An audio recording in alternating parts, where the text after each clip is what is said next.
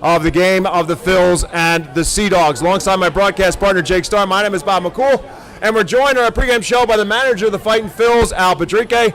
Skip, I haven't been in baseball for 40 years like you have, but I do know this. You hit 5 home runs in a game and you get great pitching. It's going to be a pretty good night. It was a pretty good night last night. Bob, Jake, nice to see you guys again. Definitely, anytime you get the type of pitching in the offense we got last night, working together, you know it's going to be fun. We've been playing good baseball lately. That's the right way to start the second half, I would say, after the All-Star break. So hopefully we'll continue having a good time and coming through in key situations like we did last night. Conversation all year was always, this offense is one of the best offenses in the league and perhaps minor league baseball. But it's always going to be, was the pitching going to come around? And oh my, has it certainly come around, especially the bullpen. I mean, just going back the last week and a half, dating back to that Somerset series, relievers have allowed 4 earned runs over 29 2/3. That's good for a 1.20 earned run average. That group has been phenomenal, so fun to watch. From your perspective and for Coach Brad Bergeson, it's got to be really fun kind of just seeing how that group has really turned things around and also how some of the new additions have made immediate impacts. Yes, as a team, as an organization, we're very pleased how the pitching is coming around. Like I said earlier, it takes a while for the pitching to come together, especially the bullpen. You're trying to put you guys where they can feel comfortable with the role, be successful, and lately that's when we start seeing some results. They start feeling good about themselves, knowing the fact that they're going to be getting the opportunity to pitch day in and day out. The key for them is to execute the pitch, and when the game is down the line. And lately, we'll be getting a great job by everybody out of the bullpen. Yeah, David Parkinson got the start last night. He was excellent. Noah Song came on to help finish it off, along with some other relievers coming out of the bullpen, and with Brett Schultz and Carlos Francisco finishing it up. But there's a lot of numbers in the game of baseball, but 2 walks and 16 strikeouts combined for your starting pitching and your relief corps. Those are numbers that nobody is going to top. That's some great work. And those are the ones that won't give the manager a headache. Anytime you play 9 innings and you have less than 2 walks, it's going to be a good night. You will have a better chance to compete and be able to win games. And anytime the starter gives you 5, 6 innings and only 1 or 2 walks, like I said, the offense will come through. It's going to be a beautiful game. That's what we've done lately, and that's the key. That's the one thing our pitching coach Brad, has been preaching to the pitchers. When you come in, be aggressive. Let the guys put the ball in play. Trust your defense, and if you walk a guy or 2, it's going to be part of the game. But anytime you walk 3, 4, 5, up to 6 guys, you're always going to be in trouble. Let's turn the page a little bit and look at something that's happened today about an hour and a half southeast of here in Philadelphia, Pennsylvania. Johan Rojas was called up to the big club, made his major league debut. He's in the starting lineup again tonight for Game 2 of a doubleheader with the Padres. Just as a manager, as someone who's gotten the chance to work with Rojas since spring training into the season, how cool is it to see a guy like Rojas get that opportunity? Oh, it's a great feeling. Anytime you have a player, and anybody can, get that chance. But when that happens, as a staff, you feel like, okay, I did my job. Let's move on. Who's next? But with Rojas, he's been working very hard since last year. He had come a long way. We knew for a fact that his defense, it wasn't an issue. The offense, consistency, chasing pitches out of the zone, be more disciplined at the plate, and that's the one thing that he improved day in and day out. The base running, the kid got a super speed. We know he's going to steal a lot of bases, but the key for him was to understand when to steal a base, when to be patient, wait for the right count, the right situation. And I think as he was playing, he started understanding those little things that is going to make them a better player. I'm glad he got the chance. He made an outstanding catch today and ended up being a double play in the first inning of the first game, a doubleheader. And again, it's sending the message to the rest of the playing organization that when you take care of business, you behave, you respect the game, you respect your teammates, and you do things the right way, you will get a chance. We're talking with Al Padrique, the manager of the Reading Fightin Phils, and you've experienced that call up to the major leagues as a player. You've experienced it as a coach, having to have that experience to tell that guy that you're getting that call up. I get the feeling that it was kind of like a proud dad moment for you to have that opportunity to tell Johan Rojas you're headed to Philadelphia. Well, definitely. When I got called up to the big league, obviously my dad my parents felt proud of me. I would say my whole family. But as a coach, it's a different feel because you with these guys, so many hours every day, 7 days a week. Sometimes you have 1 or 2 days off a month. Now it's different because you have every Monday off. But just the fact that you're getting that chance to call somebody in your office or call them over the phone, depending on the situation, to let them know you're going to the show, it is a great feeling. Thank God that I've been in this game for so long, and I have so many chances to tell guys that you're going to the big league. You cannot compare that feeling. And Rojas not the only fight in Phil the other day who was on their way up to another level. Nick Podkul and Tyler McKay both made their way to AAA Lehigh Valley. Podkul wasted no time, had 3 hits and a home run last night. McKay has been excellent out of the back end of the bullpen so far this season. So what can you say about those two guys and the opportunity ahead that they earned? Well, we were so happy when I got the call and said that Paco and McKay were leaving. Obviously, I felt sad because we're losing 2 professional athletes, very great persons, teammates, very respectful both of them. And when they got the call, we were very happy for them because they both worked so hard, especially Paco. He started on the development list. He was off the roster for a while. He didn't stop working, and finally, it's paying off for him. Anytime these kids take off, we always follow them. So watching what he did the other night with Lehigh Valley, definitely that's a great feeling. And also his teammates feel good about it. They know if they continue playing well, they're going to get the shot. McCade, that's another guy who started out pretty slow for that. Then as the season went on, he got the opportunity to pitch. And key situation, he came through. So thank God, he's getting the opportunity to show the organization what he can do at a higher level. I've been sitting on this question for about 2 weeks. We're going to go back to the Richmond series. Richmond, we come into the second half of the series, and Richmond was the first opponent, and you end up losing 5 out of 6. The series ended on the Monday night before the 4th of July. Fireworks a little bit earlier than after the game. They happened in the 9th inning. Player for Richmond charged the mound. Max McDowell intercepted him. Bench clearing brawl. From that point forward, you went to Somerset, you won 4 out of 5, and you come back and win the first game. Could it be a coincidence that this team is playing better after the fight? Could be. Or it could have changed a little bit of the complexion. I'm going to ask you where you come in on that.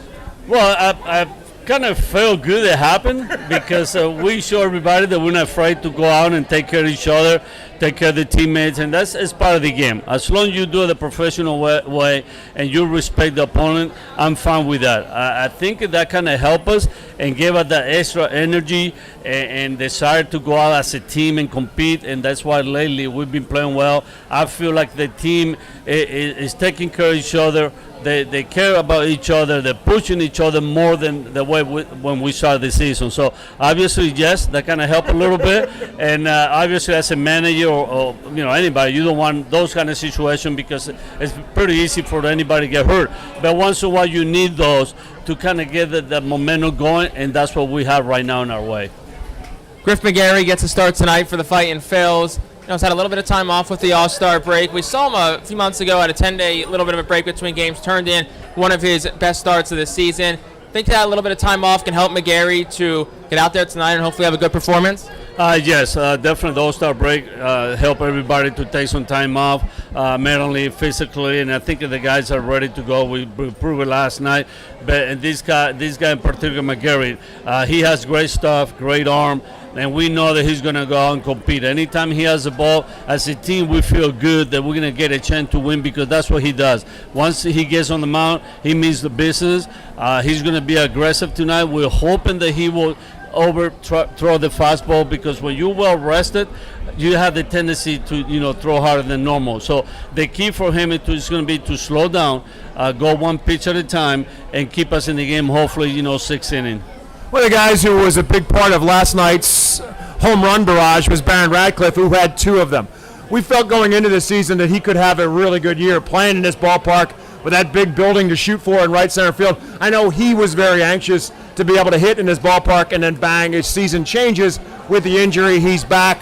It had to be a good feel for him to get those 2 home runs last night. Hopefully it relaxes him a little bit. We talked to him a couple weeks ago. He said he felt 100%, that he was ready to go. His timing was there, but it still just didn't seem right with the bat at home plate. It's a whole other thing to have your timing in the cage versus timing at the plate.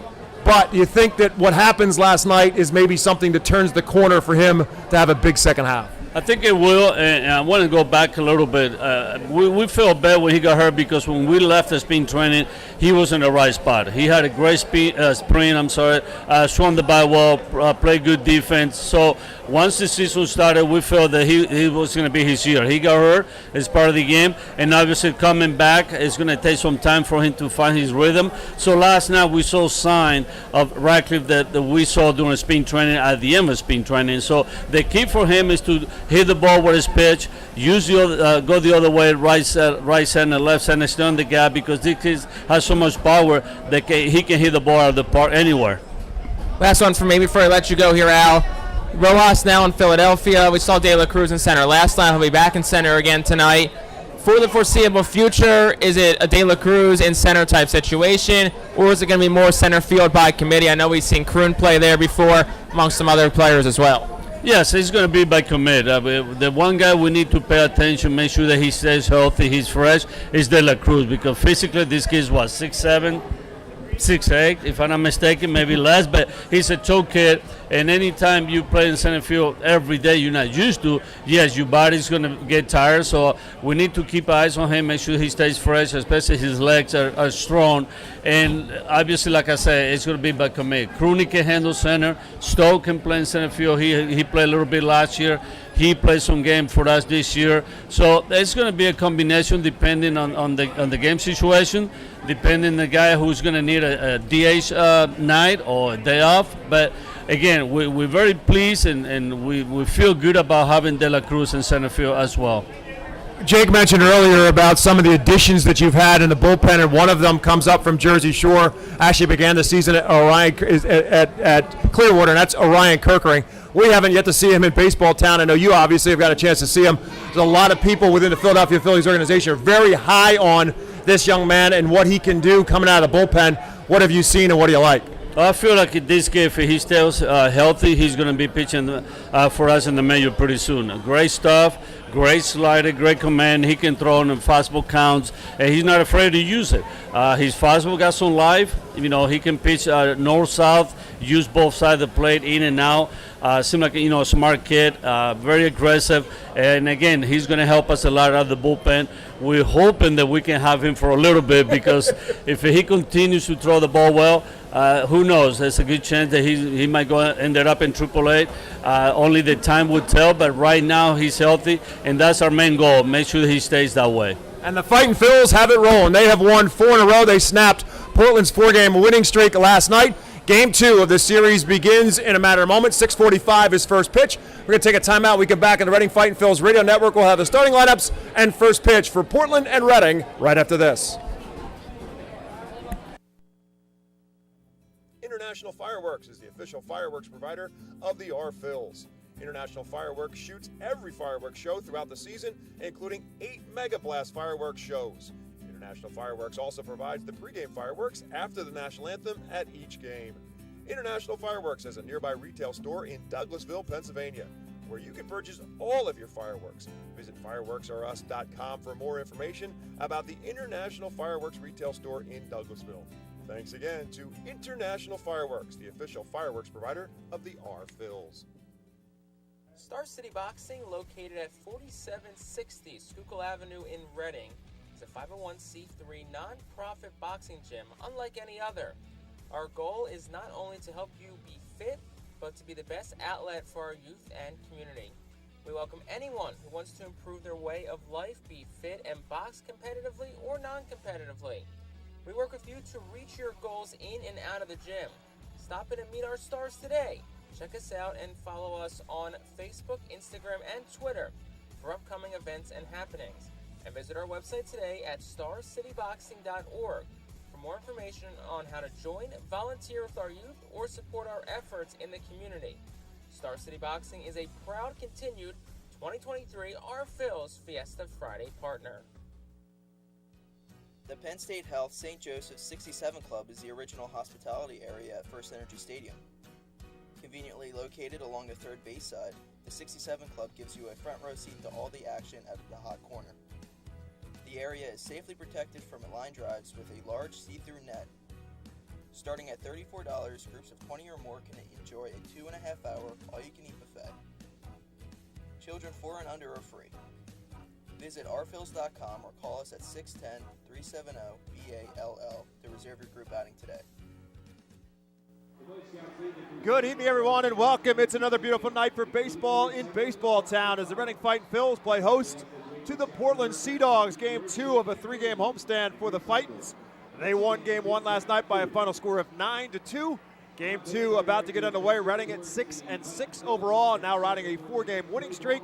They take on Portland, who is now 10-3. Alongside my broadcast partner, Jake Starr, my name is Bob McCool. It's time for us to take a look at the Golden Oaks Landscaping starting lineup for the visiting Sea Dogs. Pablo Reyes on a Major League Baseball rehabilitation assignment from the parent club, the Boston Red Sox, for the Portland Sea Dogs. Will be leading off and the designated hitter tonight for Portland.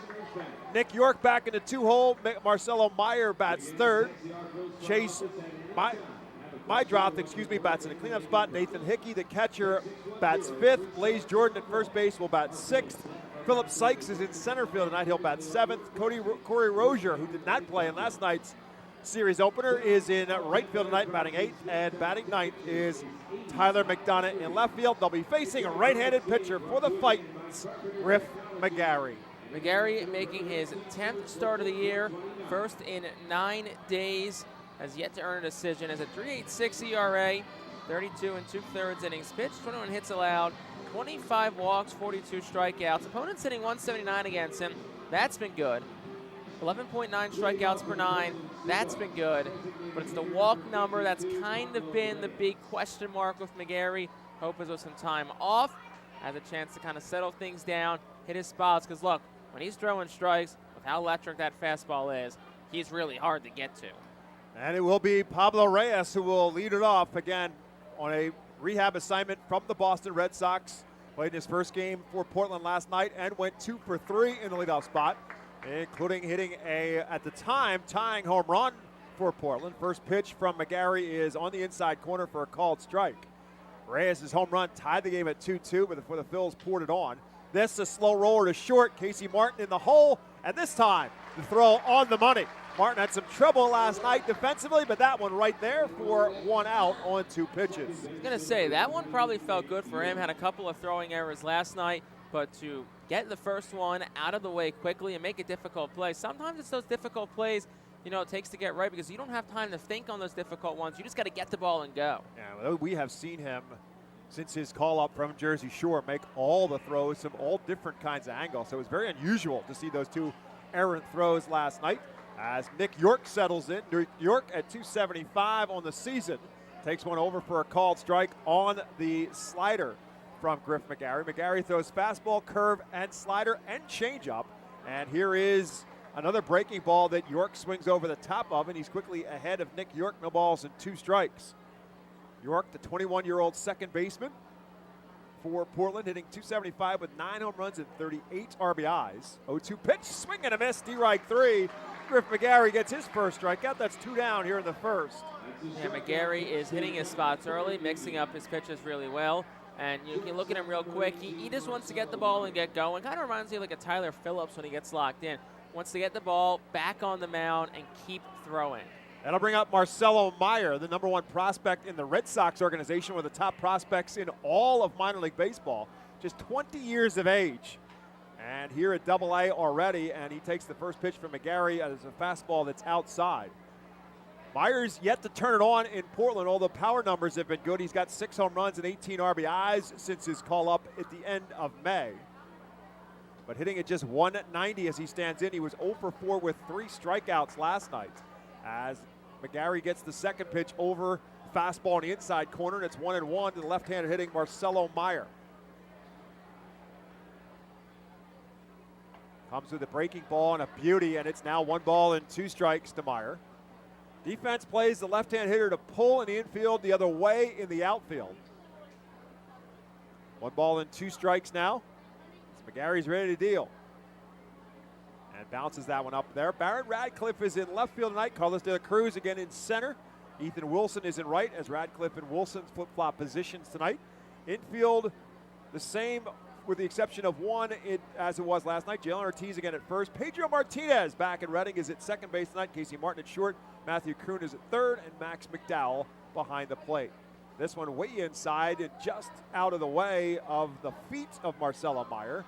Now McGarry is on the count full at 3 balls and 2 strikes. Pedro Martinez, who played a lot of shortstop early on in the season for Reading and then suffered a hamstring injury and had working his way back through some rehabs and now back here in Reading and getting to start at second base tonight. 3-2 pitch, swing and a miss, strike 3.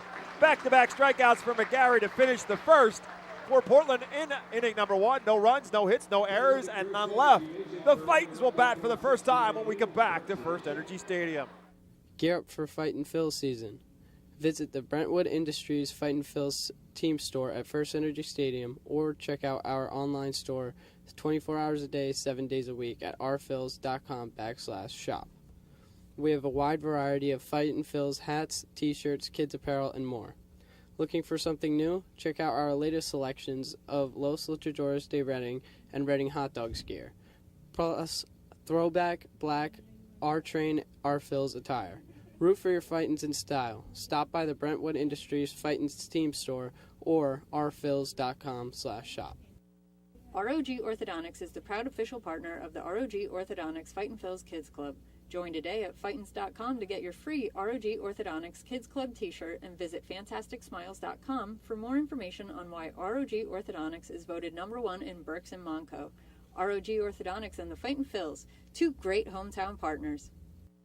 Fans, nothing beats a great day at Golden Oaks Golf Club. Located just minutes from Reading, Golden Oaks is a beautiful, award-winning golf course open to the public with perfect greens, lush fairways, and a course playing for 5 sets of tees.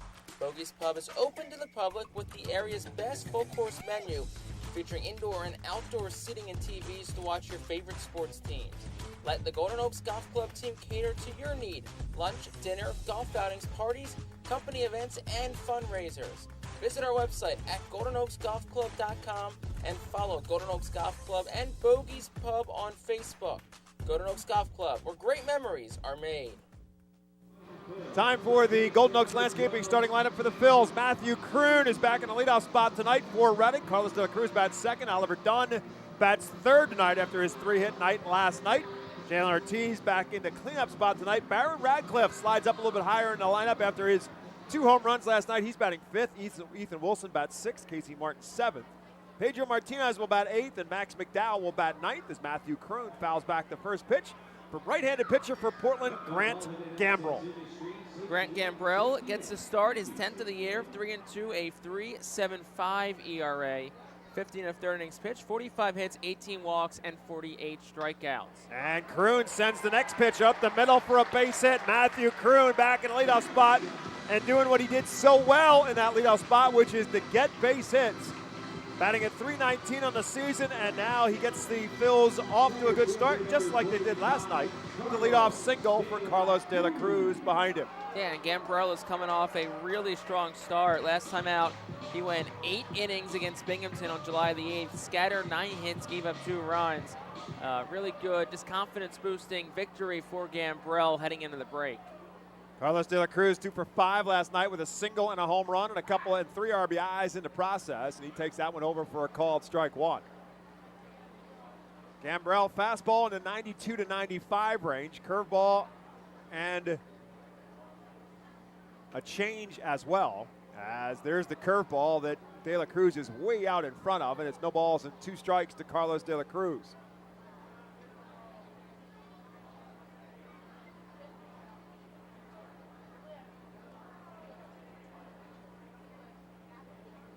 Kroon takes his lead off of first. Pitch. De La Cruz holds off on the curveball, or did he? They're going to say he went. Yeah. Jae-Young Kim, the home plate umpire, says he went around. Carlos De La Cruz does not agree, but that is out number 1 here in the first inning. Yeah, that did not look remotely close to De La Cruz going, but Jae-Young Kim says he went. Not a lot of happy people on the Phil side of things after that call. So I'll bring up Oliver Dunn, 3 for 5 last night with a extra base hit spree, 2 doubles and a triple. This one fouled out of play. Fightin's put on an extra base display last night. They had 10 hits in the game. 9 of them were extra base hits, including 5 home runs, 3 doubles, and a triple in total. And Dunn had 3 of those as he stands in now, no balls and a strike. Kroon, decent lead at first, great wheels. Dunn takes this one low for a ball. It's 1 ball and 1 strike. The other umpires in this game, in addition to Jae Young Kim behind the plate. Paul Romer is at first base. Pete Talkington is the third base umpire. 1 ball and 1 strike on Oliver Dunn. Man on first, 1 out, bottom of the first, as Dunn fouls this one straight back. Yeah, Dunn's 3 extra base hits last night, the 2 doubles and a triple. The second time this year, also the second time in his career that Dunn has had 3 extra base hits in a game.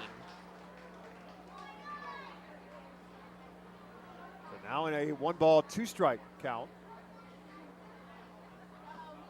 Over for a call. It's strike 3. Back-to-back strikeouts now for Gambrell. All of a sudden, there's 2 outs here in the first. Yeah, it was a good off-speed pitch by Gambrell. Gets it in that lower part of the zone. Started it in, and then worked it back against Oliver Dunn. So after the single to Kroon, he's been able to settle in and get back-to-back punch-outs. That'll bring up Jalen Ortiz. 1 for 5 last night. Hit his second home run back in Reading. With that home run to all but straightaway center field last night. This one tapped towards short. Meyer up with it. He'll make the throw to first in plenty of time for out number 1. And for the Fightins in the first, no runs, 1 hit, no errors, and 1 man left. 1 complete in baseball town. Portland nothing, Reading nothing.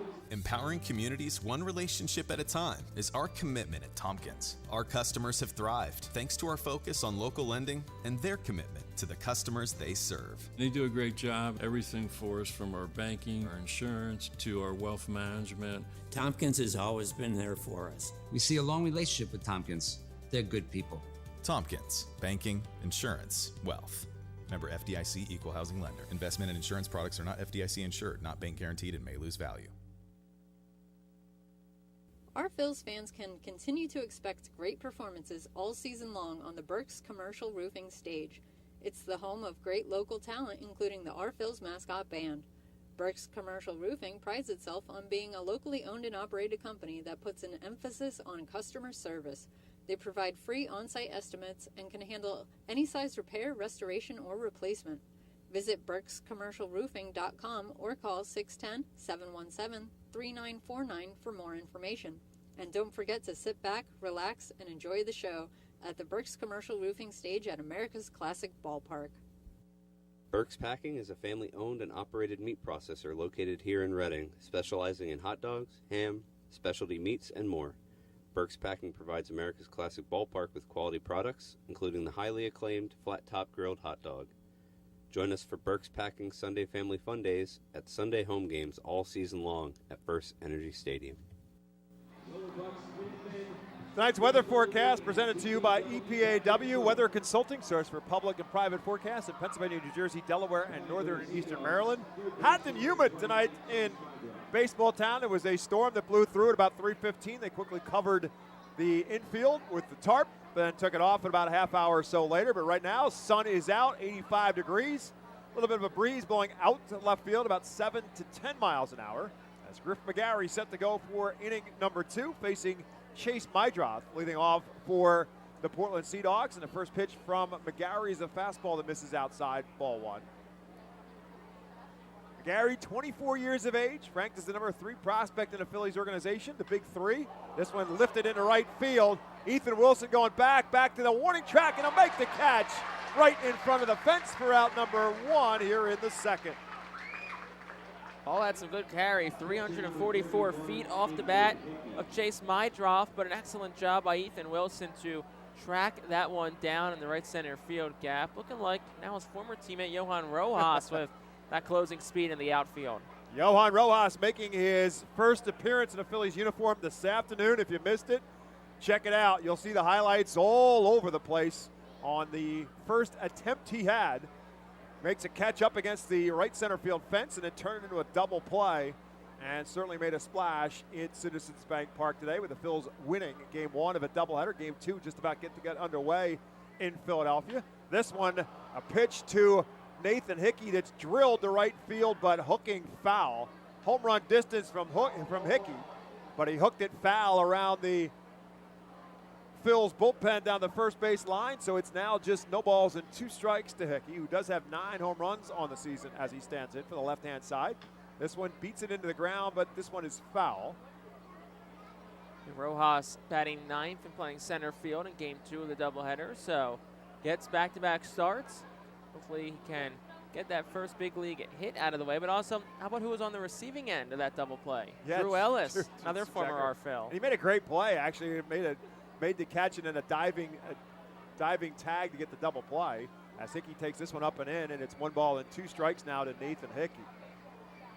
So Johan Rojas making an impression in Philadelphia, and now his former teammates trying to get above 500 for the first time in 2023 as they're 6-6 coming into today's game. 1-2 pitch to Hickey is over for a call. Strike 3. That's 3 strikeouts now for McGarry. And McGarry goes fastball, gets the inside corner to Nathan Hickey for the second out of the inning. And look, McGarry's looked good so far. I think the biggest thing that you notice with him tonight is the control seems to be on. And when the control's on, we know how good Griff McGarry can be. That'll bring up Blaze Jordan, who made his Portland debut in last night's game, went 0 for 3, did walk to get his first attempt on the base pass since being called up. He's just 20 years of age as well. First pitch from McGarry misses inside for a ball. Second one is the fastball that's right on the outside corner for a 1 ball, 1 strike count. Jordan called up from Greenville, where he was hitting .324 with 12 home runs and 55 RBIs. Big-time power for Jordan. 1-1 pitch to him. This one squirted towards second. Pedro Martinez with his first opportunity since bringing himself back to baseball town, and he makes the play to first without a problem. 1-2-3 go the Sea Dogs in the second. Bottom of the second, when we come back to baseball town, we're scoreless. Cornwall Manor is an active senior living community on a 190-acre wooded campus in Cornwall, Lebanon County. The community offers independence and opportunities for wellness and fitness, as well as educational and musical programs, and the peace of mind of having convenient health care on site. Cornwall Manor offers a range of residential choices from apartments to homes. Prospective residents are welcome to visit us for lunch and have a chance to learn more about the community. More information is available online at cornwallmanor.org. Cornwall Manor, celebrating 70 years of senior living. Star City Boxing, located at 4760 Schuylkill Avenue in Reading, is a 501c3 non-profit boxing gym unlike any other. Our goal is not only to help you be fit, but to be the best outlet for our youth and community. We welcome anyone who wants to improve their way of life, be fit, and box competitively or non-competitively. We work with you to reach your goals in and out of the gym. Stop in and meet our stars today. Check us out and follow us on Facebook, Instagram, and Twitter for upcoming events and happenings. And visit our website today at starcityboxing.org for more information on how to join, volunteer with our youth, or support our efforts in the community. Star City Boxing is a proud continued 2023 Our Phil's Fiesta Friday partner. The Reading Fightin Phillies are proud to partner with Berks County Mental Health and Disabilities Program. Together, we are striking out the stigma in order to raise community awareness about mental illness and suicide prevention with 3 simple words. Are you okay? The help is to begin a conversation to show Berks County that we care. Suicide hurts and affects everyone, but help is here. We will work together to help raise awareness about suicide and identify what we can do as a community to prevent it. People in need of assistance and support should call Crisis Intervention at 610-379-2007. The bottom half of the second inning presented to you here in Baseball Town by Cornwall Manor, offering countless opportunities for staying active, engaged, and fulfilled. And it includes a variety of services, amenities, and volunteer opportunities at Cornwall Manor in Cornwall, just outside of Lebanon, Pennsylvania. Baron Radcliffe leads it off for the Phils here in the second. Part of the home run barrage in last night's game when he had 2 of them, his 3rd and 4th of the season. First 2 since coming back from the injury, and he's in a 1 ball and 1 strike count against Grant Gambrell. This one just cued off the end of his bat, and he's behind 1 ball and 2 strikes. So Radcliffe 2 for 3 last night with those 2 dingers. I think if there's anybody who was more excited to get back to the field and get back in the batter's box today than Baron Ratcliffe. Has to be feeling good after the 2 home runs last night. 1-2 pitch. This one rolled towards first down the line, and they'll say it's a fair ball, and Blaze Jordan will make the tag on the bag, unassisted for out number 1 here in the second. Now back to Ratcliffe's home runs real quick. Neither was a cheapie either. He crushed both. The first hit off the top row of billboards on the event center. The second one, was more of a screaming liner, but he still hit that ball incredibly hard. Now to bring up Ethan Wilson, who was 0 for 3 in last night's game. Wilson at 272 as he stands in, at a great series on the road against Somerset. And looking for his first hit in this series. 11 home runs, 41 RBIs on the season for Ethan Wilson. Takes this one inside. He's quickly ahead in the count. 2 balls and no strikes. Gabriel, not a pitcher who will overpower a lot of hitters with the fastball in the low 90s. The strikeout total kind of reflecting that on the season, as this one's outside. It's 3-0. But pretty good control despite being behind Wilson 3-0. Jake gave you the numbers to start. 50 plus innings so far on the season, 48 strikeouts to just 18 walks.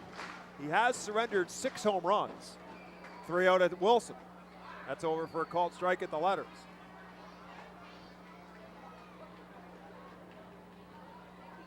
Gambrell was originally a property of the Kansas City Royals, drafted by the Royals in 2019. This one rolled towards second. Nick York up with it on a hop, and will make the play to first in time for out number 2. Yeah, Gambrell, who was traded from Kansas City to Boston June of 21, didn't pitch at all for last year due to an ankle injury that just kind of kept lingering all year long. So Gambrell missed all of 22 and has had a solid year so far since coming back from the injury. That'll bring up Casey Martin. Big swing and no contact at the first pitch. Yeah, Gambrell was part of the trade to the Red Sox, in a trade that sent Andrew Benintendi to the Royals. There's another swing and a miss at the pitch out of the strike zone. Casey Martin going up high to try to chase down that pitch, and he's quickly behind no balls and 2 strikes. Martin at 224 as he stands in. He'll call time now, down 0-2. A couple home runs, 10 RBIs for Casey Martin.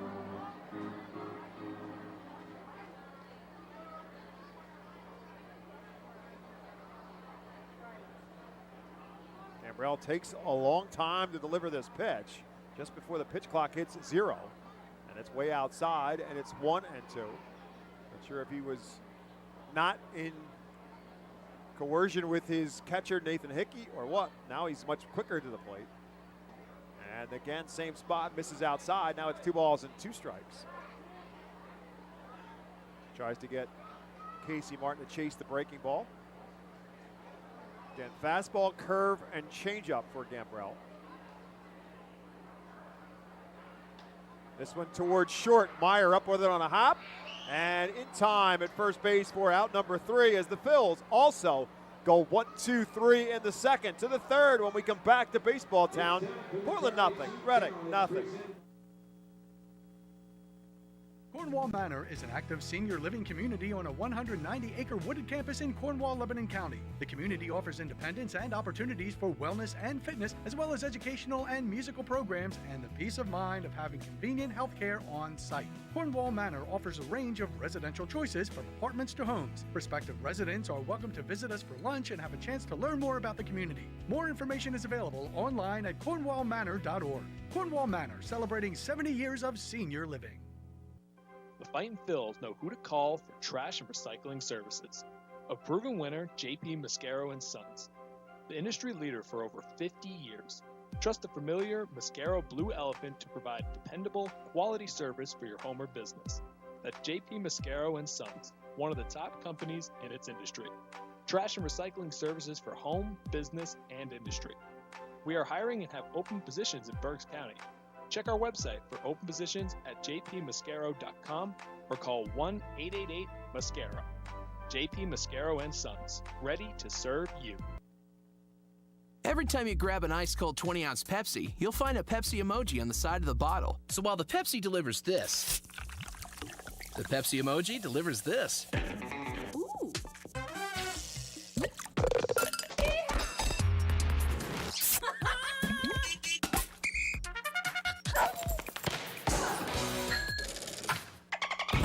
So go ahead, crack open a Pepsi. And tell the world how you feel and what you love with Pepsi emojis. Say it with Pepsi. Established in 1928, the Manor Golf Club is one of the oldest public courses in eastern Pennsylvania, located conveniently between Philadelphia, Lancaster, and Allentown in Sinking Spring. The Manor Golf Club offers a true test of golf on a traditional championship-style golf course where shot making takes precedence over length. Visit themanorgolfclub.com for more information. Griff McGarry back to work here in the third inning, facing 7, 8, and 9 in the Sea Dog lineup. Philip Sykes is the 7-man, and he swings and foul tips it out in and out of the glove of Max McDowell as McGarry. 3 strikeouts so far, has not yet walked a batter. And gets ahead of Sykes, who's hitting at 227 on the year. No balls and a strike.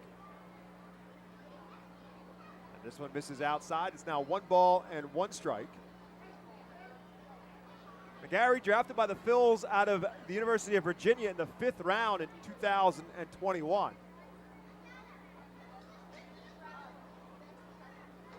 And catches the inside corner on this one. Fastball at the knees.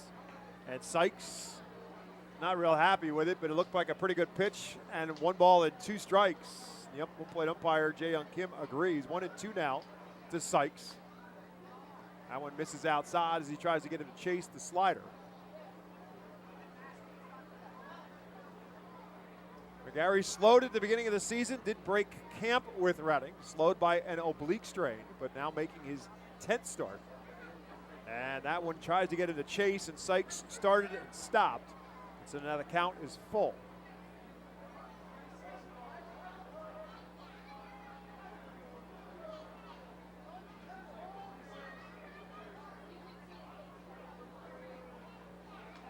Fouls this one straight back. Phils and Sea Dogs will wrap up this brief 3-game series. Tomorrow is 5:15 start time. All fans in attendance tomorrow will get an Alec Bohm photo t-shirt. Bohm having himself a great season for the Phils. Pushing for 60 RBIs already on the year. 3-2 pitch coming, and there's a swing and a miss. Strike 3 as McGarry gets strikeout number 4, and the first out here in the 3rd. Right fielder number 50, Corey Rozier.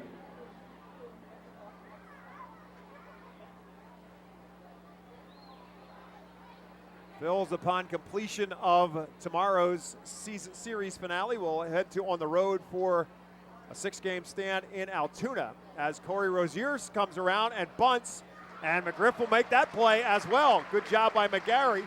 They quickly get off the mound and take away a chance for a bunt base hit for Corey Rozier. That's 2 down now here in the 3rd. Left fielder number 51, Tyler McDonough. And I'll bring up the 9-hole hitter, Tyler McDonough. So after the series in Altoona beginning on Tuesday and running through Sunday, the Phils will be back here in Baseball Town on Tuesday, July 25th. That'll be a 12 noon start for the beginning of that series. As the first pitch to McDonough is over for a called strike at the knees. So the Phils back here in Baseball Town on the 25th to start a 6-game series against Binghamton. Tuesday at 12, and then back to the normal 7 o'clock on Wednesday night, the 26th of July. This one back through the box and off the glove of McGarry and into center field, and that'll be the first base hit of the ballgame. It's once again another pure example of how baseball is a game of inches. That ball probably a mere inches away from McGarry gloving it, but just sneaks under his glove. It's hard off the bat, too, 102. And McGarry just a bit on top of it, but got 2 outs. See if we can get Reyes here and get out of the inning. So Tyler McDonough, who got the first hit of the game for Portland last night in the 3rd inning, does it again tonight. And Reyes, the top of the order, who grounded out the short his first time up, steps in. And he takes the first pitch over with the slider for a called strike 1.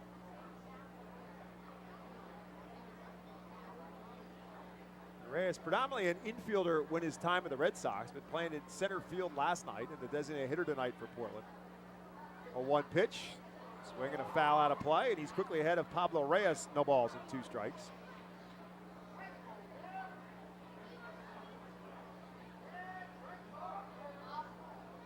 McDonough, somebody you got to keep an eye on. He does have 13 stolen bases, 13 out of 16 in the stolen base category, and he takes a pretty good sized lead off of first with 2 outs here in the third inning. This one in the dirt, and McDonough will take off, and Max McDowell will have no shot at it. So he'll move up to second base on what will be called a wild pitch, and now he's in scoring position with 2 down. Yeah, look, you asked Max McDowell, is that one he should have blocked? The answer obviously is yes. Catchers will always tell you, no matter how low or high the pitch is, they should have it. But it does go down as a wild pitch against McGarry. But look, you got ball and 2 strikes here. See if you can get that put away pitch and erase any of the threat. And McGarry thought he just got exactly what Jake Starr said, which is the put away pitch. The fastball just misses outside or low or both. Or neither. Or not. It's 2 balls and 2 strikes now to Pablo Reyes.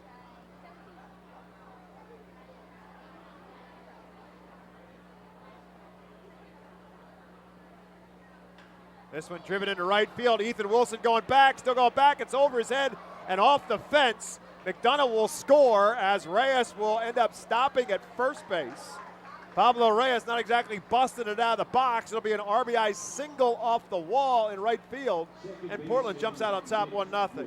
Yeah, Wilson did a really good job playing that and getting it back in. So Reyes probably stays one regardless, but just, an example there of what wild pitches, those kind of plays can do. If McDonough stays at first, does he score on that play? He maybe might. A lot of times guys from first will still score on a double or quote-unquote a ball off the wall.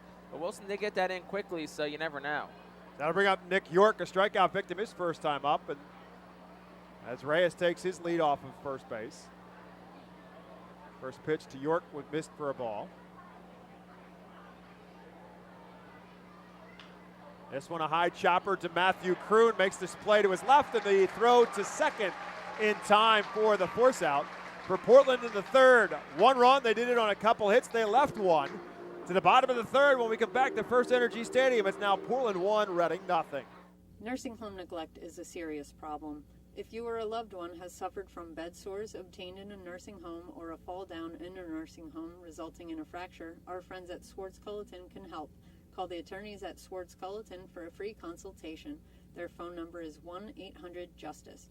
That's 1-800-587-8423. Once again, call 1-800-JUSTICE today. Swartz Culleton is a proud sponsor of the Reading Fightin' Phils. Humane Pennsylvania is an innovative national leader in animal welfare with adoption centers, accredited nonprofit veterinarian hospitals, emergency animal rescue services, community pet assistance programs, and a free community dog park. At HPA, we are passionate about going the extra base to keep your pets healthy and happy at home with you. With a variety of services and different ways and times to access them and variable pricing, Humane Pennsylvania is here to provide your pets with exceptional care how, when, and where they need it. Visit humanepa.org for more information. The Enersys Power Alley Pub features a 2.5-hour all-you-can-eat buffet, private bar with bartender, 2 rows of seats, bar stool seating, and 4 cafe tables. The pub provides your party a private area to enjoy the ball game away from other fans. The Enersys Power Alley Pub may accommodate groups of 40 to 60 people. Enjoy socializing with your group and watch the game with a unique vantage point. Bottom half of the third inning presented to you by Swartz Culleton PC. If you've been injured at work, call the attorneys at Swartz Culleton. That's 1-800-JUSTICE today. Pedro Martinez back in baseball town and in the batter's box to lead off. The switch hitting middle infielder playing at second base tonight will settle in facing Grant Gambrell here in the third inning with the Phils down 1-0. Martinez swings at the first pitch and fouls it down to third base grandstands. Well, Martinez is eager to get back out there. Hasn't played a game for the Phils since late April, was placed on the injured list on May 1st. This one it takes for a call for a ball. It's 1 ball and 1 strike. And a couple of rehab assignments with Florida Complex League. The first one cut short due to a setback, but he's back healthy and ready to go. Swings and fouls this one straight back, and now it's 1 ball and 2 strikes. Martinez hitting at 182 before he was sent down. Only 1 home run, but it was a memorable one for the Portland Sea Dogs because it came at Portland. It was a bomb. 3-run home run, if I'm not mistaken. Swing and a miss here, and he is a strikeout victim. Third strikeout now for Gambrell. One down here in the third. Yeah, that one was well over the right field seats at Hadlock Field. It's actually a football field adjacently behind the right field seats, and it landed on that field. That was one he hit well over 400 feet. So Max McDowell, who took an 0 for 4 last night, stands in with one out here in the third. And he drives one into left field. McDonough going back to the fence, looks up and says goodbye. Max McDowell with a home run that ties the game at 1 apiece. First home run in a while for McDowell. 359, 99 off the bat. His first since May 26 against Harrisburg. That was actually a walk-off home run that night against the Senators. And that one left no doubt. Had a chance to look at it, and he broke into the home run trot right away. So we're now tied at 1 as Matthew Kroon, who got the game started for the Fightins with a base hit, will stand in. Now in a tie game. And Kroon swings at the first pitch and fouls this one down the first base line. Blaze Jordan will give it a chase. He'll run out of room. Today's our Phil's team leader brought to you by Cross Country Mortgage Loan Officer Johanna Arias. Matthew Kroon, as he stands in among the Phil's leaders in almost every category, but does indeed lead in hitting. Coming into the game at .319 and now a base hit to start the game. Kroon among the league leaders in batting average as well. In fact, third in hitting coming into tonight's game. He drives this one to right field, but plenty of room for Corey Rozier as he takes a couple of steps back and squeezes it for out number 2. So Matthew Kroon and his team high batting average is our Johanna Arias, our Phil's team leader for tonight. Cross Country Mortgage Loan Officer Johanna Arias. You can call her at 484-554-9969 or email her at johanna.arias@myccmortgage.com. Carlos De La Cruz, who saw a heavy load of breaking balls from Grant Gambrell his first time up and was a strikeout victim, sees the same to start this second at bat and swings and misses. And again, quickly behind, no balls and 2 strikes. Now De La Cruz will call a timeout and rethink things. Yeah, we'll see if Gambrell goes 3 straight breaking pitches or if he tries to blow a fastball by De La Cruz. Puts it in, throws it in the dirt that time, and an easy take for De La Cruz. Also went a bit shorter with the leg kick that time. So trying to mess with De La Cruz's timing. De La Cruz now with 17 home runs, 3 off the Eastern League lead. This one lifted straight up into shallow center field, right behind second base. York was in the grass, and now he's back in the infield to make the catch. And that'll do it for the Phils in the third. But they get a run. They do it on 1 hit, the home run by Max McDowell. And through 3, we are now tied. Portland 1, Reading 1. Nursing home neglect is a serious problem. If you or a loved one has suffered from bed sores obtained in a nursing home or a fall down in a nursing home resulting in a fracture, our friends at Swartz Culleton can help. Call the attorneys at Swartz Culleton for a free consultation. Their phone number is 1-800-JUSTICE. That's 1-800-587-8423. Once again, call 1-800-JUSTICE today. Swartz Culleton is a proud sponsor of the Reading Fightin' Phils. Are you looking for a reliable food distributor to meet all your culinary needs? Look no further than our trusted team at Feaser's Food Distributors. For over 120 years, our products have been sourced from the best farms and suppliers, ensuring that you get the best ingredients for your restaurant or organization. From fresh produce to premium meats, Feaser's supplies everything but the appetite. Visit Feasers.com today to experience the difference in working with a top-tier, family-owned food distributor. Feaser's, your partner for success in the kitchen. Looking for a fast and hassle-free way to get your snacks and non-perishable groceries? Look no further than FeasersDirect.com. With just a few clicks, discover the convenience of having your culinary essentials ready for a pickup at our headquarters in Harrisburg. The Reading Fightin' Phils are pleased to present you with their classic game program, all electronically. This program has information on the coaching staff, player roster, and front office staff. It also includes feature stories and alumni reports on all of your favorite guys who spent time in Baseball Town. Visit ourphils.com/programs to check it out. Tie ball game at 1 apiece. As Portland comes to the plate here in the top half of the fourth inning, we throw things over for play-by-play. My broadcast partner, Jake Starr. Thank you very much, Bob. As you said, top half of the fourth inning. It's a 1-1 ball game. Reading tied things up in the bottom of the third thanks to a solo home run from Max McDowell. Griff McGarry back on the mound. He'll get Marcelo Meyer, the 3-hitter, for this Sea Dogs lineup. McGarry's first pitch home is down low for a ball, 1-0.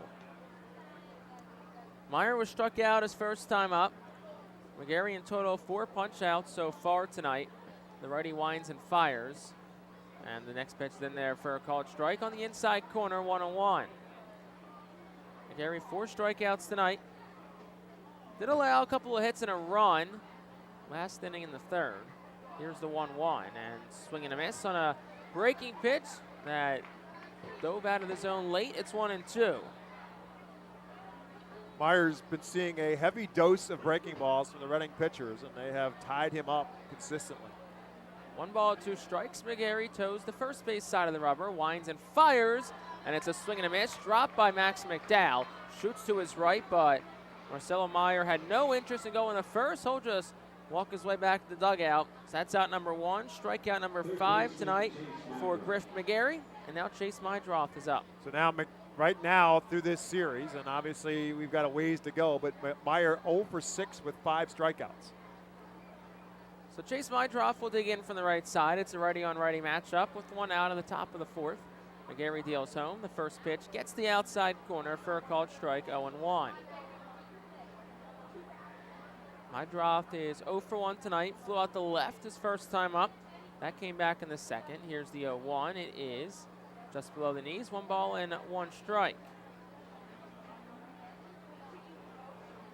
Mydroth, who entered this year ranked as the top Red Sox prospect, according to Baseball America and MLB.com. Here's the pitch.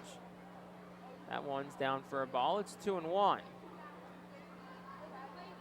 Scoreboard shows 3-0, but Jae Young Kim, the home plate umpire, just flashed 2-1. As McGarry rests the glove against the left side of his chest. Gets a sign and comes set at the belt. He'll kick and deal. That's a line drive towards short. Martin deep in the hole, backhands it. Throws the first in time for out number 2. A nifty play by Casey Martin. And that'll bring Nathan Hickey to the plate. Yeah, a couple things come into play there. Obviously, it was well hit off the bat by Mydroth, but Casey Martin playing him a little bit on the pull side, and it's a good thing he did because it was to his right and backhanded it on a hop, and then that strong arm of Casey Martin, and tonight so far on target with those throws. Nathan Hickey will dig in. First pitch from McGarry is a line drive towards the middle. Martin dove, had him play that way, but it nicks off the top of his mid, and he'll shoot in the shallow center field. So that'll be a base hit for Nathan Hickey. Valiant effort by Martin. Would have been a great play, but just misses it. Yeah, and McGarry almost actually caught that too, or maybe more appropriately, it almost caught McGarry. It almost hit his glove and it almost hit him, but missed them both. And tremendous range by Martin, at least to get a glove on it, but could not control it. So Blaze Jordan will step in. 2 gone to the top of the 4th. It's a 1-1 ball game. McGarry deals. First pitch is just outside. It's 1-0. Jordan's 0 for 1 tonight. Grounded out the second. His first time up in the second.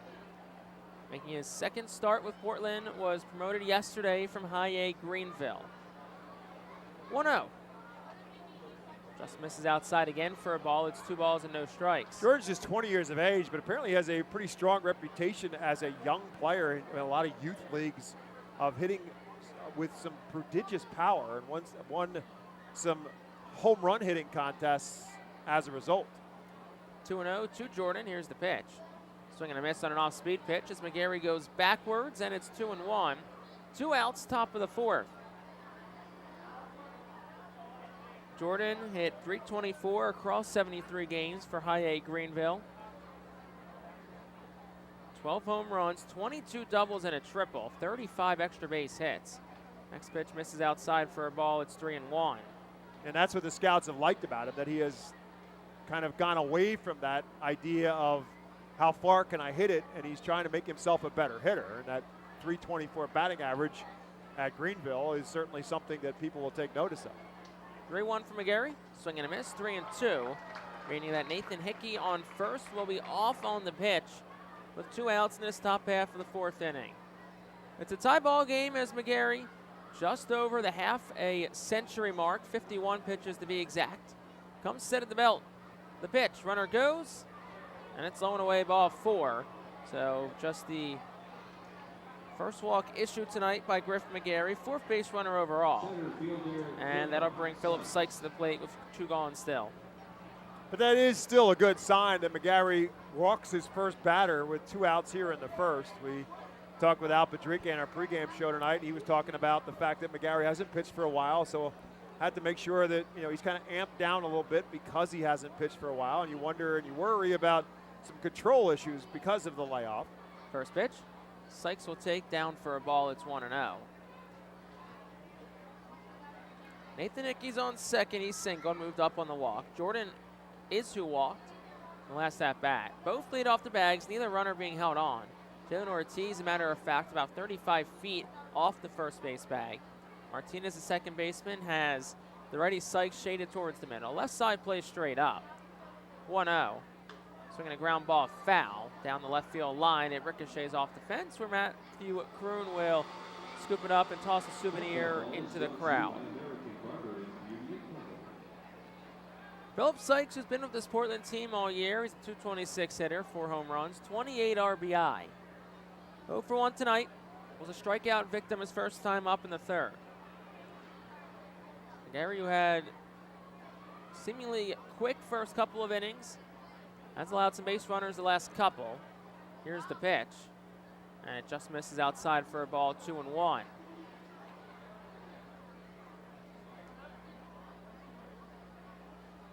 Gary will step back onto the first base side of the rubber, peer home, get a sign from his catcher, Max McDowell.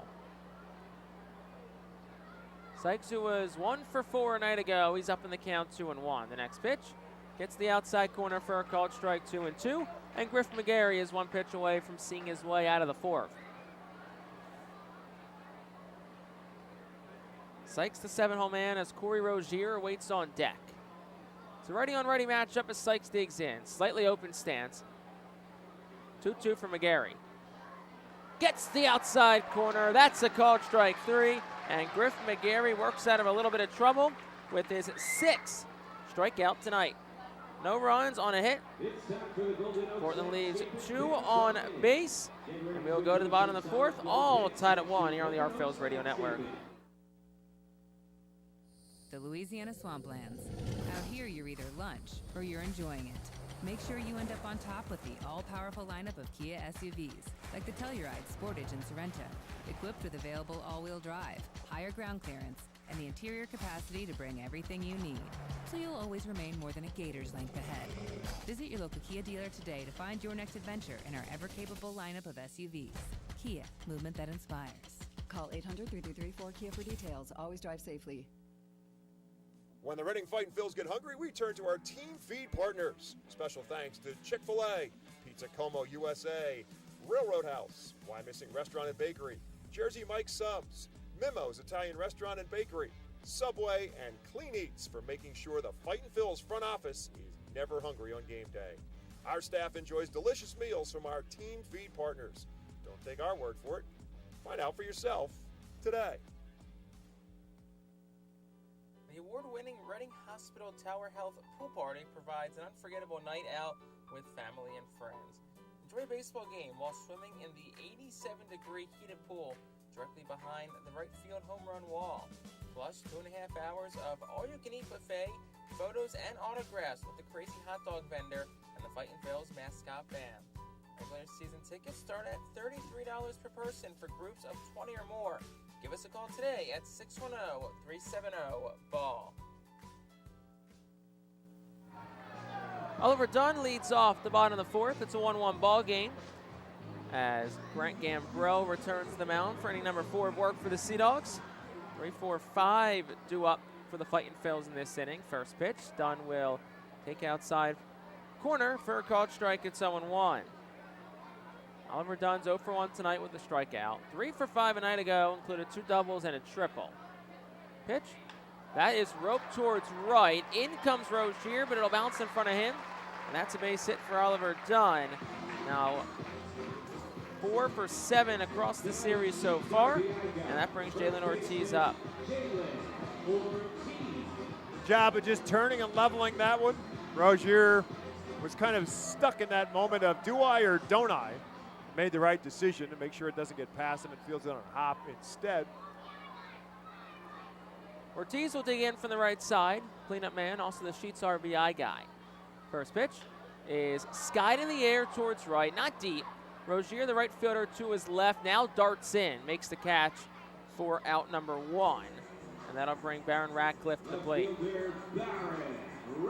Once again, I'm Jake Starr, joined alongside by Bob McCool. Thanks so much for joining us on this Saturday night in Baseball Town, the tribute to Stranger Things night. That'll conclude with a post-game Mega Blast fireworks show, the largest, for a matter of fact, fireworks show in stadium history. First pitch to Ratcliffe, outside corner for a called strike, 0-1. The RFL is wearing special Stranger Things tribute jerseys tonight, which will be auctioned off and given away to the auction winners post-game tonight. Jerseys will be signed by the respective player that wears it. So bidpal.com/stranger23. That's bidpal.com/stranger23 for a chance to bid on it before tonight's game comes to an end. 0-1's in tight for a ball, 1-1.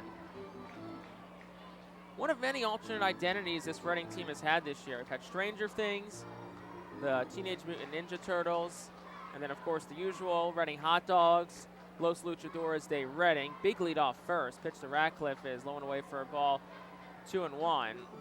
Of course, Star Wars, Harry Potter, Simpsons later in the year. Lots of alternate identities at the RFLs break out, especially on some Saturday nights. And tonight it's the Stranger Things, 2-1. Up and in tight for a ball, 3-1. But the team on the other side, Portland, they have had some interesting alternate identity uniforms tonight. Not tonight, all season long. We'll get to those here in a moment as the count's 3-1 with 1 out to Baron Ratcliffe. Dunn leads off first in this bottom of the 4th of the 1-1 ball game. The pitch, that's at the knees for a called strike, 3-2. A couple of them. So when Reading was in Portland, the Saturday night of that series, which would have been June 24th, Portland played as the Red Snappers. After this pitch, I'll let you get a guess at what a Red Snapper is. 3-2. And that is on the inside corner, a called strike, 3. Ratcliffe's down for out number 2. 4 strikeout tonight for Gambrell. That brings Wilson up. So what do you think? Turtle. So no, a red snapper you think is a turtle. Snapper soup, snapper, it goes snap. A red snapper is actually a hot dog. It's a red hot dog that they have up in Portland, I guess. So I had a chance to sample one that night. It was pretty good, I won't lie. Not a Burke's Packing hot dog. Pitch to Wilson's down low for a ball, 1-0. But it was pretty good. And then last week, Portland played as the Bean Suppas. What is a Bean Suppa, you might ask? It is a red snapper on top of baked beans. Would you eat that? No. Here's the 1-0. Wilson serves it towards third, and the catch is made, and that'll retire the side. So we'll table that conversation here for a moment, and we'll talk about it in the top of the 5th. But that ends the inning. No runs on a hit for the RFLs, no errors, and 1 left. We'll go to the 5th. It is 1-1 on the RFLs Radio Network. Join us as we celebrate Reading's Spanish and Latino culture during 12 Friday home games this season. The Savage 61 Fiesta Fridays, presented by Tito's Handmade Vodka, High Noon Sunsips, Catay Law Offices, Suburban Brewing Company, Carlos Cards and Collectibles, Humane Pennsylvania, Star City Boxing, Apis Services, Supportive Concepts, and Affordable Home Care. Fiesta Friday features special Los Luchadores de Reading uniforms, Hispanic and Latino food and music, and other culture elements throughout the ballpark. Get your tickets now by calling 610-370-BALL, online at rphils.com or at the Customers Bank ticket office. To honor the 275th anniversary of Reading, the RFLs will play as the Reading Keystones on Thursdays and select Tuesdays in 2023. Tuesdays are brought to you by Coatesville VA Medical Center. Join us for 11 Keystone Throwback Thursdays, thanks to Burke's Career and Technology Center, H&F Heating and Cooling, and Rip It Baseball Town Charities batting cages. Come celebrate the 275th anniversary of Reading and enjoy some great baseball on Throwback Thursdays in 2023. Get your tickets now by calling 610-370-BALL, online at rphils.com or at the Customers Bank ticket office. Top half of the fifth, it's still a 1-1 ball game as Griffin McGarry returns to the mound for inning number 5 of work for Reading. He'll get 8-9-1, starting with Corey Rozier, this Portland lineup. Had the veggie race between innings. Lettuce was so close. Took a really interesting route as they turned for home. Went to the outside, allowed Broccoli to take the inside, but it was Broccoli and Lettuce neck and neck for the win, but Broccoli got it by a stem, yes, some might say. First pitch to Rozier was fouled. I'm questioning the merits of Lettuce. Lettuce did not look like, he looked kind of like Pablo Reyes on that ball that was hit off the wall. He kind of threw it in neutral and didn't look like he really wanted to win. Pablo Reyes hit one off the wall and stayed at first on a single. And that's kind of what Lettuce's approach was to that vegetable race. 0-1 is a little cue shot towards second. Diving's Martinez, but he kicked it. And that'll sit in shallow right field. Probably going to be a base hit. And that's exactly what it is. Tough play for Martinez, and that brings McDonough up. But topic of food, topic of alternate identities. Bean supper, I get it. So that's a New England thing, a Boston thing to have a bean supper. We were talking last inning about the different alternate identities that Reading has and what Portland has. We talked about the red snapper, which we thought would be a turtle, but it's actually a red hot dog. Then the bean supper, baked beans with a red snapper, a red hot dog on top of it. First pitch of the ball, 1-0. So you said you wouldn't eat it? No, I'd give it a shot. I did the hot dog, but I like hot dogs. I like baked beans. Why not put both together? I'm not a baked bean guy, so you don't like baked beans? No, I would pass. Go to a cookout, especially if it's not even a questionable hot dog. We're not even sure about the hot dog. 1-0, runner goes. Pitches a strike. Throw to second is also a strike, and he is out. Max McDowell with a cannon of an arm, the 20th runner that he has thrown out this year. And the pitch was a strike. It's 1-1. And you know Ray Ricker down in that Arfields dugout is letting out a little smile after that throw out from Max McDowell. And this is a Portland team that likes to run. Corey Rozier's got 30 stolen bases on the season. Up and until that point, had only been caught 5 times. But that was a tremendous throw by McDowell, and he was out by plenty. 1-1 gets the outside corner 1-2. I would try it. I like baked beans. You know, baked beans are available at a cookout or a barbecue. I might go for it. But also one of the other interesting ones that Portland has done this year, and it's 1 ball and 2 strikes with 1 out. Tyler McDonough, pitch from McGarry. That's upstairs 2-2. They were the main whoopie pies. Oh, now that's a thing because that's a long-running feud between Portland and Reading because they claim to be the place for whoopie pies, and Reading says, oh, no. Whoopie pies are a Berks County fouled back. But what they did that night, that they were the main whoopie pies, they broke the Guinness Book of World Records for the largest whoopie pie collection. Well, that's something that you could do, but it's about a little bit, that had more to do with the originality of the whoopie pie. 2 balls, 2 strikes, 1 out to McDonough in this top half of the 5th of a tied ball game. Pitch from McGarry's up and away for a ball. So that's a food fight of a different kind between Portland and Reading for years. Exactly. Over the origins of the whoopie pie. Clam bakes is another one that Portland has on the docket this year. I can get behind a clam bake. Oh, absolutely. Now you got me. 3-2, swing and a miss. That's the 7th strikeout tonight for McGarry. 2 outs in the inning for Pablo Reyes. And then, you know, like a lot of teams have, Star Wars and Marvel also on the docket for the Sea Dogs this year. Yeah, there seem to be a lot of food-oriented jerseys in Portland. Well, look, bean suppas, red snappers, okay, yeah. Whoopie pies, all food. But clam bakes I'll take, because you think of Portland. Right. Portland's on the coast. Absolutely. Seafood, lobster, oysters, clams, fish in general. Like, here's the pitch. Outside corner for a called strikeout 1-1. Did consume a lobster roll on my trip to Portland a couple of weeks back. It's good. Lobster. Are you a lobster roll fan? Oh, well, I've never had a lobster roll. I've had lobster, but not lobster roll. You got to have lobster roll eventually. Here's the 0-1. That's fouled straight back. It's 0-2 with 2 outs as McGarry looks for a 1-2-3 inning.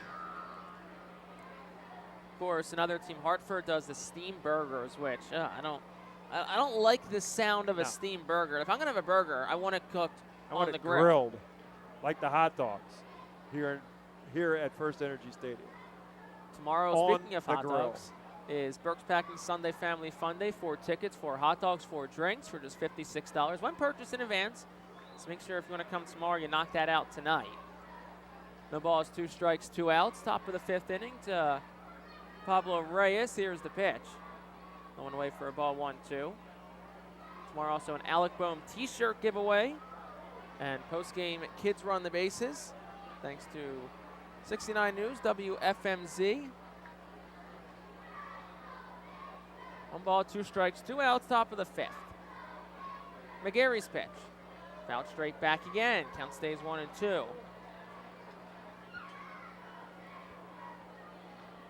Then after tomorrow, Reading hits the road and plays Altoona. And one of their identities is the Altoona pizzas, which is like a pizza which is a piece of American cheese on top. Like yellow Kraft American cheese just slapped on top. 1-2. Little, excuse me, swing, or it looks like it may have gotten a piece of the hand. No, it looked to me like it got the bat, but Pablo Reyes dropped the bat. But he tried to check his swing, but it turned, and it clearly caught the handle of the bat. So we'll do it again here. 1 ball, 2 strikes, 2 outs, top of the 5th. Bases are clear. It's a 1-1 ball game. Pablo Reyes, the leadoff man, digs in. He's on an MLB rehab assignment from the Boston Red Sox. Here's the pitch. Swing and a miss. He struck him out. Strikeout number 8 tonight for Griff McGarry. That matches a season high, and that will also retire the side. No runs on a hit, and nobody left on base. We'll go to the bottom of the 5th. Still tied at 1 on the Phillies Radio Network. For top flight local jobs, go with who you know. JP Mascaro & Sons are a leading waste removal company. To meet today's employment and service demands, Mascaro is upgrading its already highly competitive employee wage and benefit package for drivers, collection crew helpers, and other positions. Call 888-MASCARO, M-A-S-C-A-R-O, for details. Work for an established local family business committed to its employees. Again, call 888-MASCARO today or apply online at www.jpmascaro.com. Cornwall Manor is an active senior living community on a 190-acre wooded campus in Cornwall, Lebanon County. The community offers independence and opportunities for wellness and fitness, as well as educational and musical programs, and the peace of mind of having convenient health care on site. Cornwall Manor offers a range of residential choices from apartments to homes. Prospective residents are welcome to visit us for lunch and have a chance to learn more about the community. More information is available online at cornwallmanor.org. Cornwall Manor, celebrating 70 years of senior living. ROG Orthodontics is the proud official partner of the ROG Orthodontics Fightin Phil's Kids Club. Join today at Fightins.com to get your free ROG Orthodontics Kids Club t-shirt and visit FantasticSmiles.com for more information on why ROG Orthodontics is voted #1 in Berks and Monco. ROG Orthodontics and the Fightin Phils, 2 great hometown partners. Bottom half of the 5th inning, still a 1-1 ball game. Bottom third of the Phils lineup due up here in the inning, as Grant Gambrell returns for inning number 5 of work, as we got ourselves a little bit of a pitcher's duel tonight here in Baseball Town between Grant Gambrell and Griff McGarry. First pitch to Martin, swing and a miss, 0-1. If you're a big fan of the letter G, this pitching matchup is just for you, or as like I guess Sesame Street always says, the letter of the day is G. The 0-1, and Martin will foul it straight back, 0-2. Grant Gambrell against Griff McGarry. So you got plenty of G's, and in the case of McGarry, you got plenty of K's as well. Gambrell has struck out 4, but McGarry struck out 8 to this point. That one is up and away for a ball, 1-2 to Casey Martin.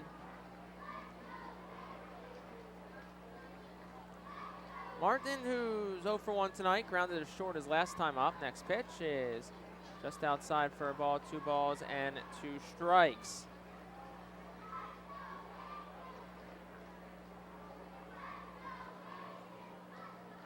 Gambrell sidesteps and deals the 2-2. That's upstairs for a ball. Count runs full.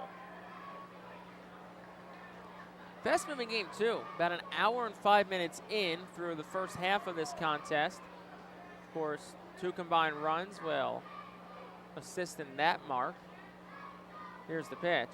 Martin will fight off the 3-2 foul to the right side. Well, to add to that, not only is hits at a minimum, 4 hits for Portland and 3 for Reading, walks also at a minimum. McGarry's walked 1. Gambrell has not yet walked a batter, so that obviously shortens the game as well. 3-2. Martin shoots it back foul. Reading's bullpen is also quiet. Currently, Griffin McGarry, if he can go out and get just 1 out, he will set a new season high in innings pitched. He's thrown 5 a couple of times, but has never gone more than 5. 3-2. Swinging a foul ball off the bat of Casey Martin, and the count will stay full to him.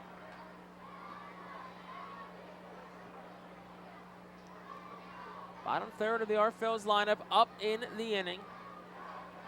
Pedro Martinez in his first game off the IL waits on deck. 3-2. Martin will foul it off himself, and the battle continues between Casey Martin and Grant Gambrell.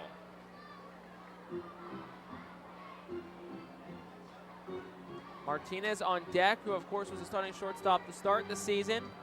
Now Casey Martin has taken a strong hold on the shortstop position. 3-2 again from Gambrell. Swing and a miss, climb the ladder with a fastball, and Martin can't catch up to it. And that's strikeout number 5 tonight, out number 1 in the inning. And that'll bring Pedro Martinez to the plate, who's 0 for 1 tonight.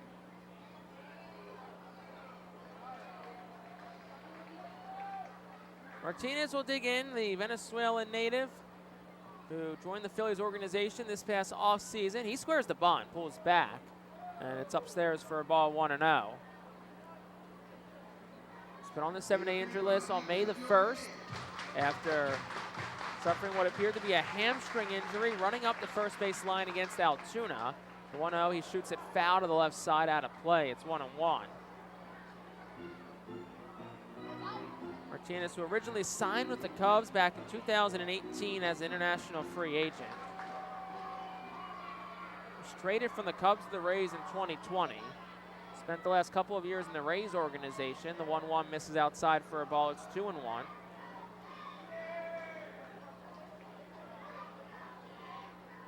Infield plays pretty much straight up. Left side shaded a little towards the second base bag. The 2-1. Martinez, a little jam shot towards shallow left. In comes McDonough, snaking to his right. The left fielder makes the catch for out number 2. And that'll bring Max McDowell to the plate.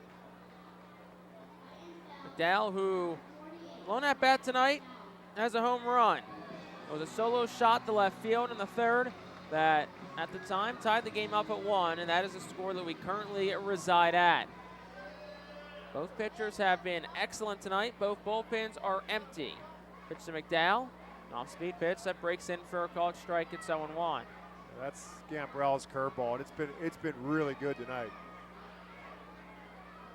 Gambrell has 5 strikeouts tonight. Deals the 0-1 and goes back to the off-speed. This time it's low and away to the righty McDowell. McDowell's home run was his first since May 26 against Harrisburg.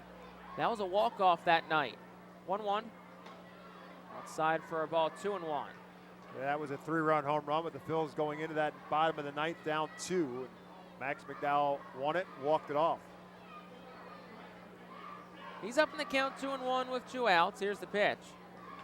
That's a little shot foul down the right field line. 2-2. Bottom 5, 1-1 ball game. Bases are empty. Counts 2 balls and 2 strikes. And there were 2 outs in the inning.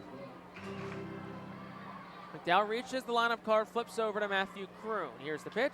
That is a line drive foul past Al Padrique in the third base coach's box, 2-2. So the first one he whistled by Ray Ricker at first base. The next one he whistled by Al Padrique at third. Well, Brad Bergeson and Tyler Henson in the dugout better watch out. Yeah, they're both in the top step of the dugout. So if he gets jammed on a pitch, better be bailing for a hay in the dugout on the Phil's side. McDowell asked for it and is granted time. We'll step back in. 2 balls and 2 strikes and 2 outs.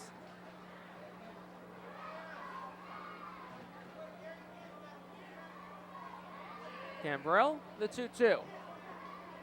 That one is hit in the air out towards center. Hit pretty well. Sykes goes back, though. He'll have room. A couple of steps in front of the track. He'll backpedal and make the catch.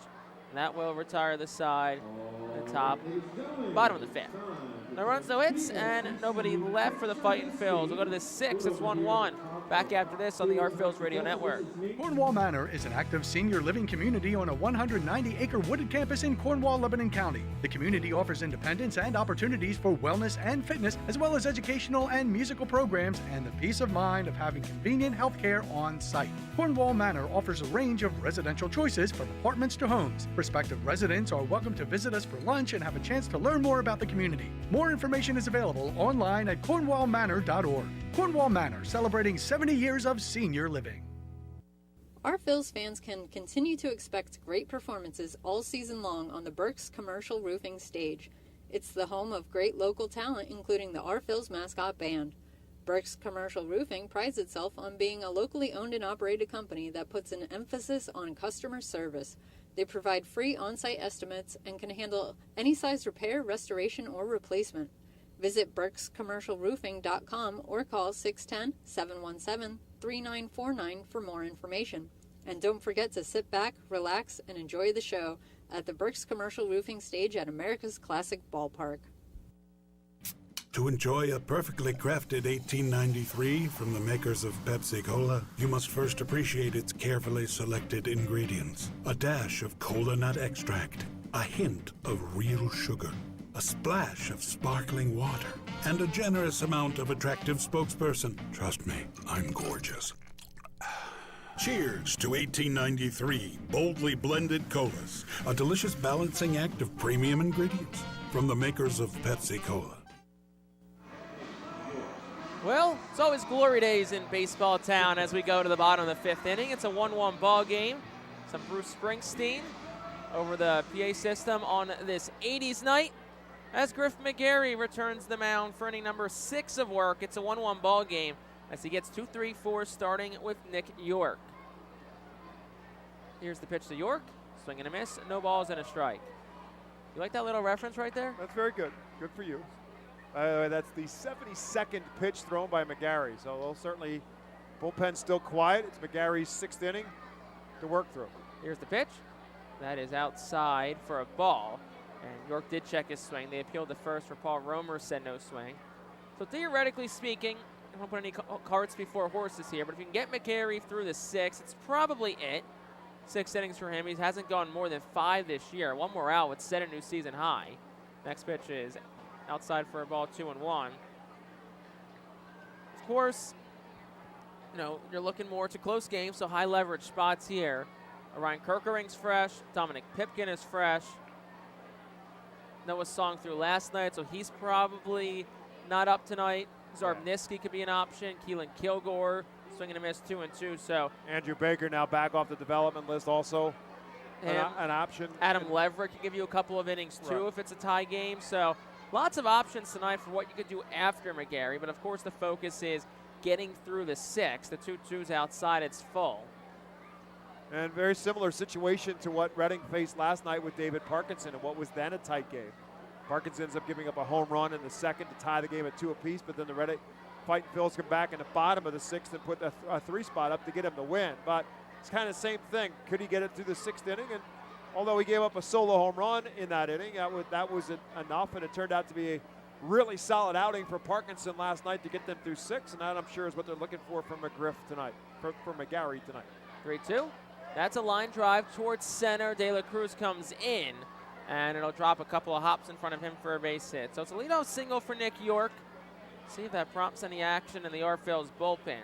And Marcelo Meyer, the batter, in this top of the 6th. Nice piece of hitting there by York. It looked like it might have very much off the end of the bat, might have even broken the bat, but he got enough of it, strong enough to get it out into center field for a clean base hit. And it looks now like things start to stir.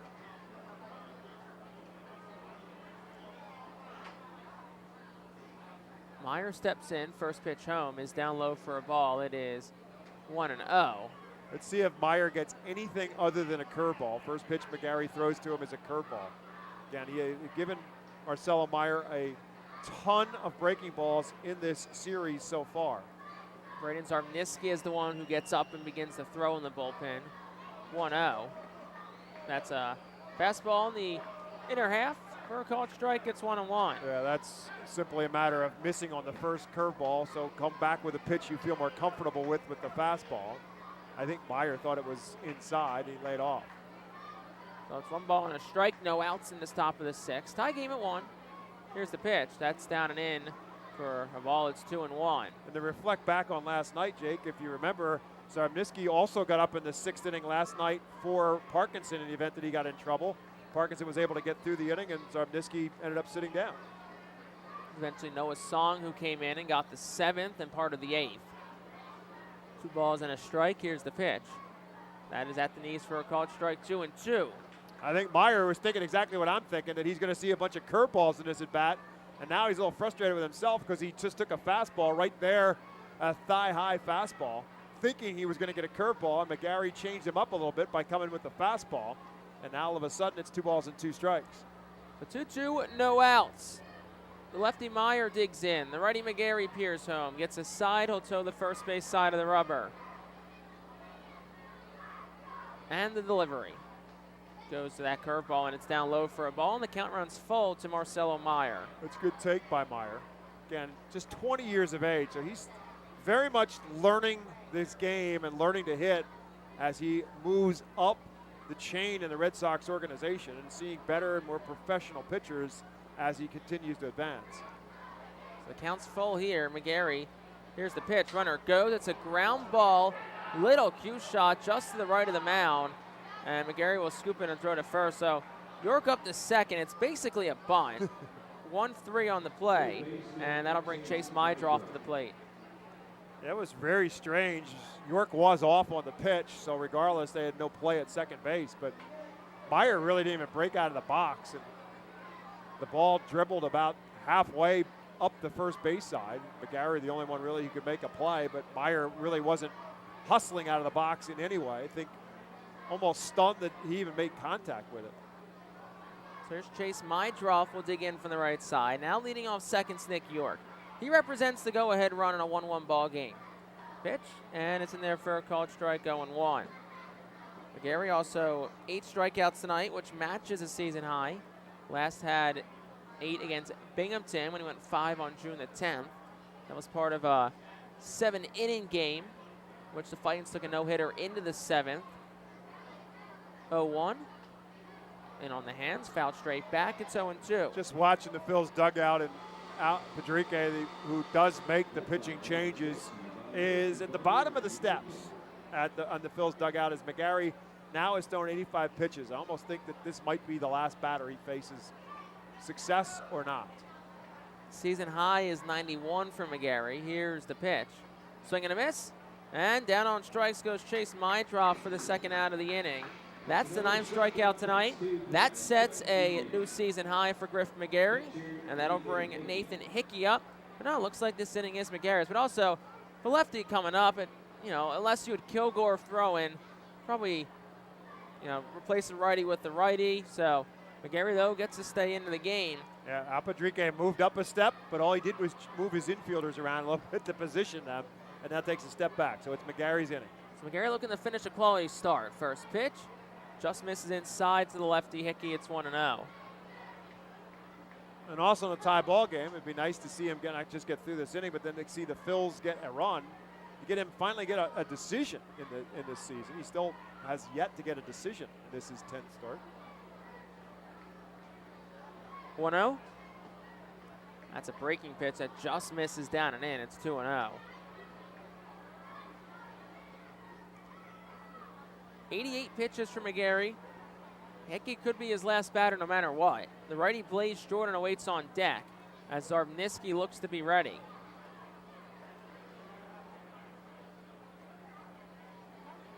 Here's the pitch. Outside corner for a called strike. It's 2-1. What it's worth, righties 231 against Zarbniski. Lefties 224, so doesn't really have true splits one way or the other. Just is good against both sides of the plate. 2 balls and a strike, 2 outs to Nathan Hickey. Here's the delivery. Curveball, and Hickey could not hold up. Or he does, according to the umpire, Pete Talkington. But the pitch looked like it may have been a strike too, but neither call goes the Phil's way, so it's 3 balls and a strike. and it's a hitter's county hitter, Nathan Hickey. Go-ahead run, Nick York leads off a second. Hickey, a 182 hitter this season with runners in scoring position.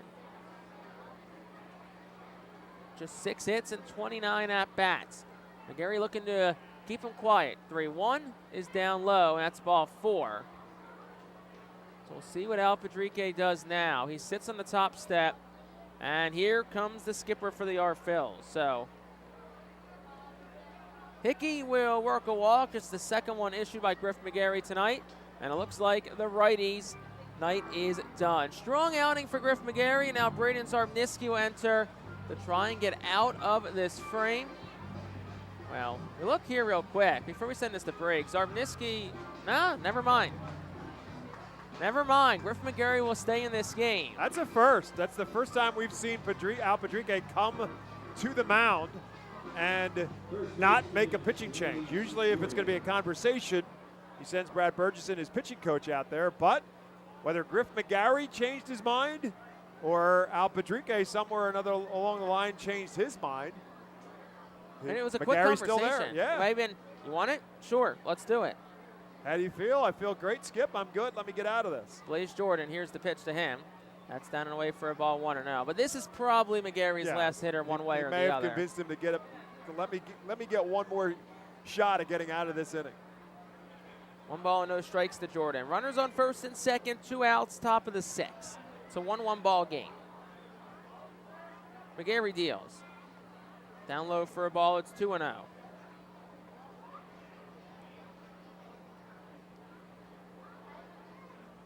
Jordan just called up the Double-A yesterday, making his second start in a Sea Dogs uniform.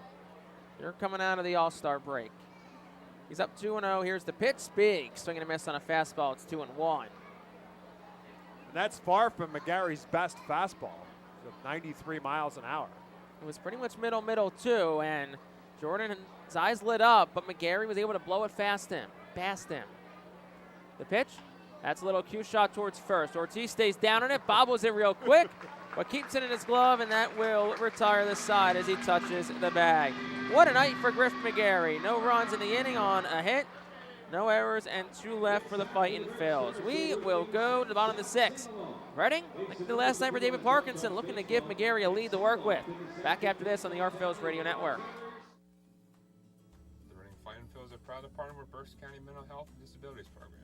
Together, we are striking out the stigma in order to raise community awareness about mental illness and suicide prevention with 3 simple words. Are you okay? The help is to begin a conversation to show Berks County that we care. Suicide hurts and affects everyone, but help is here. We will work together to help raise awareness about suicide and identify what we can do as a community to prevent it. People in need of assistance and support should call Crisis Intervention at 610-379-2007. Spend some quality time with the family by taking them out to the ball game every Sunday home game at FirstEnergy Stadium. Sundays are Berks Packing Sunday Family Fun Days, presented by Golden Oaks Golf Club, PA Army National Guard, Culligan Water, Aspen Home Improvements, and Rip It Baseball Town Charities batting cages. Get 4 tickets, 4 hot dogs, and 4 sodas for only $56 when purchased in advance. Join us for Berks Packing Sunday Family Fun Days at all Sunday home games all season long at FirstEnergy Stadium. Looking for the place to have the ultimate family fun at the Fightin' Phils game? Look no further than Capital Blue Cross Funland. Capital Blue Cross Funland features the most exciting games and entertainment at the ballpark, including speed pitch, mini golf, ring toss and peach basket toss, mascot autograph booth, a bounce house, and the incredible giant inflatable slide. Bring your family to all the fun at their next Phils game at Capital Blue Cross Funland. Bottom of the 6th. It's been a pitcher's duel tonight. It's 1-1. Griff McGarry got out of a little bit of a jam in the top of the inning, and now it's Grant Gambrell back in. First pitch to Matthew Kroon's a ball outside. It's 1-0. Top of the Phils lineup due up. Start off this bottom half of the 6th inning. 1-0 to Kroon. Swinging a foul ball, and counts 1-2. Braden Zarbniski has also sat down in the Reading bullpen. So let's see if it's still him for the 7th. Maybe he's just warm and we'll get back and stay loose later in the frame. Pitch to Kroon is shot up the elevator shaft, high in the air towards shallow center. Sykes starts in, he's under, and he makes the catch. The center fielder does for out number 1, and that'll bring Carlos De La Cruz to the plate. Yeah, you have to think it's Zarbniski who's going to come in, because not somebody would be getting up and starting to get loose now. It's nobody is. You have to assume that it's going to be Zarbniski to come into the 7th, and no doubt that McGarry's night is done. De La Cruz digs in from the right side. First pitch, upstairs for a ball. It's 1-0. Carlos 0 for 2 tonight, a strikeout, and popped out the second his last time up. Strong night last night, was 2 for 5 with a home run and drove in 3. Leans out of the way of the next one, and it's 1-1. Also, speaking of home run drought setting, Bryce Harper just hit a home run. Oh my goodness. First time in forever. Yeah, it does seem like it's been that long. Hit the straightaway center field into the Phillies bullpen. Here's the 2-0. Upstairs for a ball, 3-0. Also ties the game at 1 apiece now. Phillies. Philadelphia, that is, just like it is here in Reading. Phillies won the first game of tonight's day-night doubleheader, and they're treating Bryce Harper like a guy who just hit his first career home run, and De La Cruz takes inside. That's ball 4. So it's a 4-pitch walk for De La Cruz, and that will bring Oliver Dunn to the plate. First walk issued tonight by Grant Gambrell. Yeah, I'm just keeping an eye on the Portland bullpen, and that seems to be pretty quiet right now. And one of the reasons why is that Gambrell hasn't done what he just did, which is to walk anybody. But that 4-pitch walk to De La Cruz now puts him at 73 pitches. So he's been very economic in his number of pitches tonight, thanks to the walks, the lack of walks. First pitch to Dunn's down for a ball. It's 1-0. But that's his trademark. I mean, again, coming in tonight's game, 48 strikeouts and just 18 walks. So he's not a guy that's going to overpower anybody by any stretch of the imagination with a fastball that's in the low 90s, but he's a control pitcher and doesn't get himself in trouble giving up free passes. Little mound visit here between Gambrell and his catcher Nathan Hickey.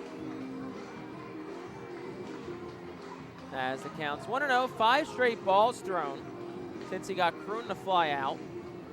And Oliver Dunn will dig back in. Dunn 1 for 2 tonight, coming off a 3 extra base hit performance a night ago. There also is action once again in the Phillies bullpen. It is Braden Zarbniski, as we suspected, back up and throwing. Here's the pitch. It's down low for a ball, 2-0.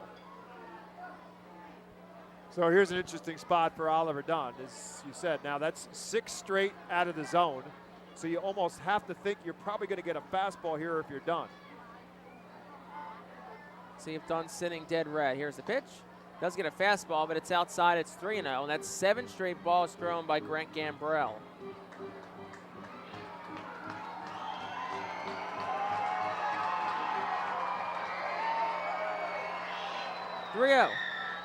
And Dunn takes. It was up in the zone, taken all the way after 7 straight balls. Yeah, you're sitting on a spot and a fastball in your spot, and if you don't get that, you take it. 3-1. And Dunn will foul it straight back. The count runs full. 1 out in the bottom of the 6th inning. It's a 1-1 ball game.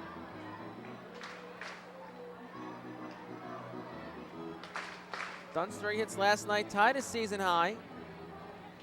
Has had 4 3-hit games this year. 3-2. That's in tight, and no, it's not. Jae-Young Kim will call that a strike 3, and Oliver Dunn very much making his displeasures known to Jae-Young Kim. Looked like it barely got the edge of the zone. Dunn had to lean out of the way of it, and that's a strikeout looking. 6 punch out tonight for Gambrell. Second time Dunn's been sent down on strikes, and Jalen Ortiz the batter now with 2 outs in the bottom of the 6th of a tie ball game. Pitch to Ortiz, swing and a miss on an off-speed pitch. It's 0-1.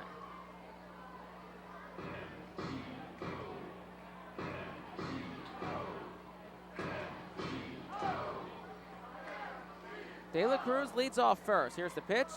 That's dribbled foul. It's 0-2. Back-to-back off-speed pitches, that curveball from Gambrell, and he's had Ortiz way out in front of it. He barely made contact with that one. So it's no balls and 2 strikes to Jalen Ortiz. Ortiz is 0 for 2 tonight. Had a homer last night. Long pause from Gambrell, the pitch. That's down low for a ball. It is 1-2. A home run for Jalen Ortiz last night was his first since his 2023 Reading debut. It was a 17-game homerless drought for the big Jalen Ortiz, 6'3", 215. Here's the pitch. That is outside for a ball, 2-2. Ortiz started and then was able to stop. Kept the bat well back, so there's no appeal, and now it's 2-2.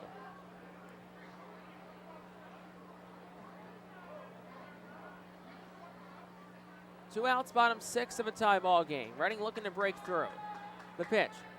And Ortiz will sky it high in the air right side. It'll slice out of play foul. The count stays even at 2, so what started as an early hole for Ortiz, he's worked himself into a good count and a good at-bat. Another full house here at FirstEnergy Stadium. Post-game fireworks. Hoping for some in-game fireworks first from the Arphils. 2-2, down low, counts full, meaning Carlos De La Cruz will be off and running from first base on the pitch. 3 balls, 2 strikes, 2 outs. De La Cruz, the lone runner on first. Bottom of the 6th, it's a 1-1 ball game. Payoff pitch. Down low, ball 4. What an at-bat from Jalen Ortiz. Second walk this inning, second walk of the night for Gambrell. And that'll bring Barron Ratcliffe, who's 0 for 2 tonight. But you know he's coming into tonight a little confident after the 2 home runs last night. Now things will begin to stir in the Portland bullpen after the 2 walks in this inning. And this inning has skyrocketed Gambrell's pitch count. He's up to 85. Jacob Webb now begins to throw, and it's also going to get a visit to the mound from pitching coach Sean Isaac, no doubt, just to try to stall a little bit because the man in the bullpen, Jacob Webb, just got up to begin throwing, so he's obviously nowhere near ready to come in. I guess the hope is that they can stall enough time so Webb between the mound visit and if theoretically Ratcliffe reaches the duration of that at-bat, maybe he has enough time to get ready. Correct. That's the theory. Barron Ratcliffe can change that with one swing of the bat. We'll reset things here. Bottom of the 6th inning, it's a 1-1 ball game. Fresh count to the 5-hitter, Barron Ratcliffe. In the meantime, Braden Zarniski's thrown about 3 innings down that bullpen. He's to say he's loose is beyond description. He's been tossing for a while. 2 outs in the inning. Ortiz on first, De La Cruz on second. Ratcliffe digs in, fresh off a 2 home run night. 4th time in his career he hit 2 home runs in a game. First pitch. At the knees for a caught strike off speed, it's 0-1. It was the 6th inning last night where Reading broke a 2-2 tie, thus giving David Parkinson the win. They exploded for 7 runs in the final 4 frames. 0-1, swing and a miss, 0-2. Just like Jalen Ortiz did, Ratcliffe is down to the count, no balls and 2 strikes. That was the changeup that time from Gambrell. Hasn't thrown it a whole lot, but had Ratcliffe fooled on it.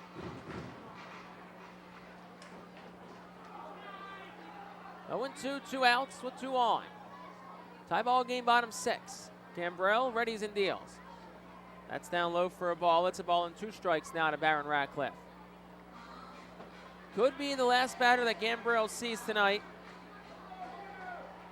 as action continues in the Portland Sea Dogs bullpen in this bottom of the 6th.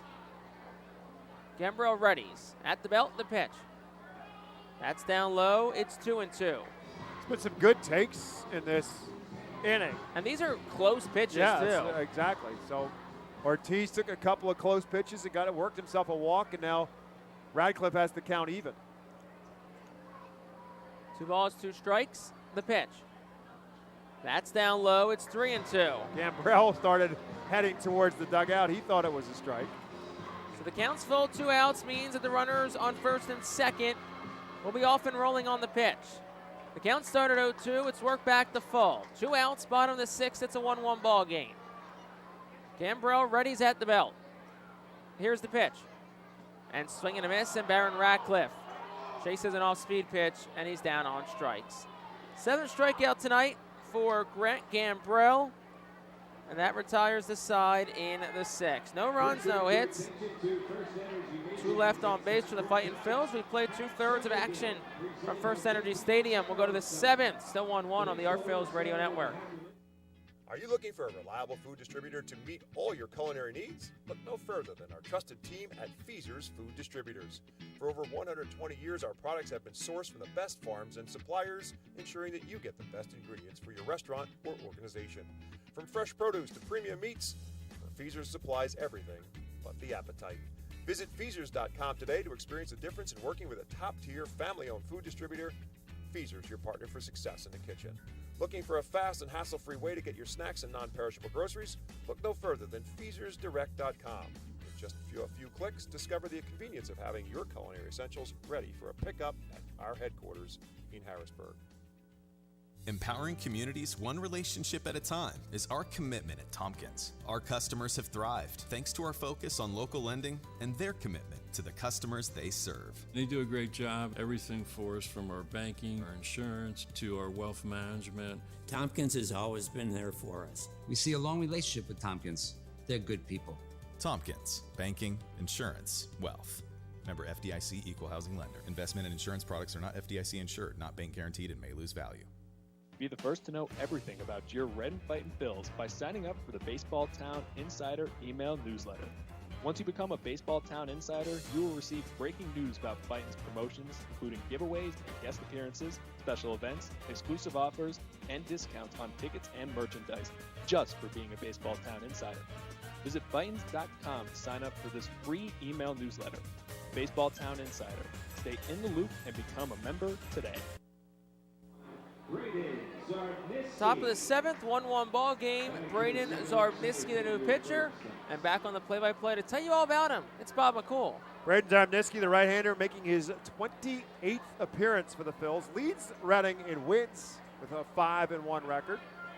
As he faces Philip Sykes, and the first pitch to Sykes is over for a called strike one. Zarbniski 5-1 with a 3.31 earned run average, 35 1/3 innings pitched, 42 strikeouts, and 14 walks. He faces Sykes, who struck out his 2 plate appearances, and he fouls this one out of play, and quickly Philip Sykes is behind no balls and 2 strikes. Sykes, the number 30 prospect in the Boston Red Sox organization. Outfielder who played right field last night, playing center field tonight. Excellent speed, very good throwing arm. And that one's over for a call. Strike 3 as he goes down on 3 straight pitches. And Braden Zarbniski comes out of the bullpen firing strikes for out number 1 here in the 7th. And how about tonight for Griff McGarry? Could argue he had that no-hitter against Binghamton. I think tonight may have been one of his best nights of the year, especially the way he worked around some trouble he got into. But overall, 6 innings, season high, 5 hits, a run and earned run, 9 strikeouts, season high, but also 2 walks. I think that's the number that stands out the most, and you say, all right, Griff McGarry, excellent work tonight. There's one fouled back in our direction off the bat of Corey Rozier. Hits off the facing of the grandstand over our head. Corey Rozier tried to bunt his way on the first time up. McGarry threw him out. He got a base hit his last time up. Coming into tonight's game at 3-11 on the season. And he'll foul this one out of play. Rozier did not play in last night's game. 23-year-old, originally drafted by the Seattle Mariners in the 2021 draft. First was traded to the San Diego Padres by the Mariners in the Adam Frazier trade, and then traded to Boston from the Padres in a trade that included Eric Hosmer, and a trade in which the Red Sox gave up left-handed pitcher Jay Groom. So that brings him to the Boston organization as he fouls this one at the plate. No, he missed it. He gets away from McDowell. He'll run it down, and he'll throw Rozier out at the bag at first base. So back-to-back strikeouts for Braden Zarbniski to start this 7th inning. Back-to-back strikeouts, 11 strikeouts for Fightin's pitchers tonight. That comes after a night where they threw 16 last night. Talked with Al Padrique in the pregame. This staff has been so fun to watch these last couple of weeks. Something's clicked recently, and it has been just such a joy to watch so far. That'll bring up Tyler McDonough, who's also been a strikeout victim in addition to singling and scoring the run for Portland back in the 3rd inning. First pitch from Zarbniski is a slider that's over for a called strike 1.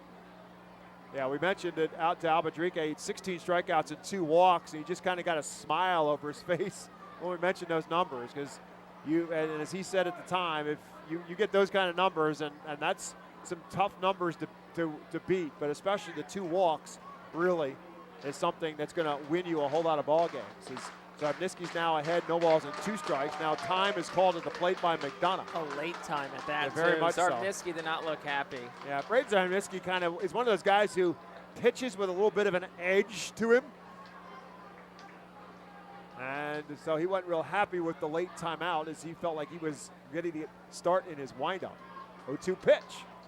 Lifted into shallow left field. And Baron Radcliffe actually goes back a couple steps as the breeze takes it back, but plenty of room for Radcliffe well in front of the warning track to make the catch.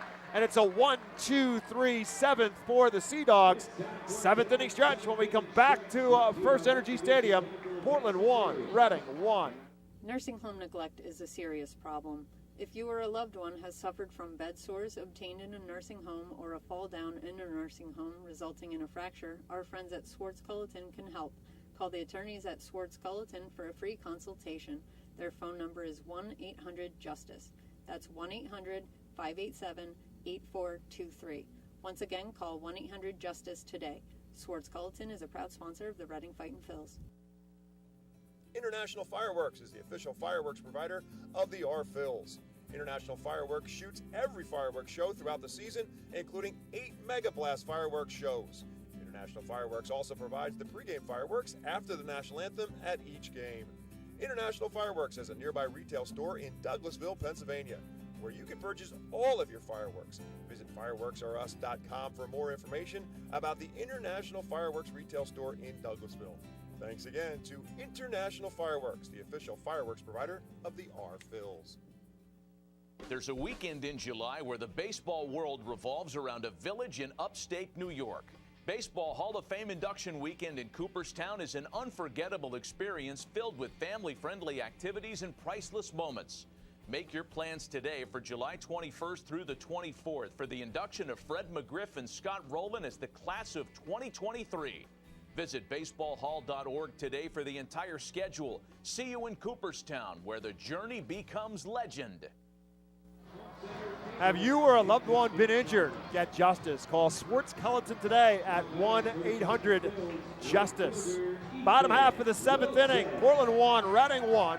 Phils will send Ethan Wilson, Casey Martin, and Pedro Martinez to the plate, and they will face a new pitcher for the Sea Dogs.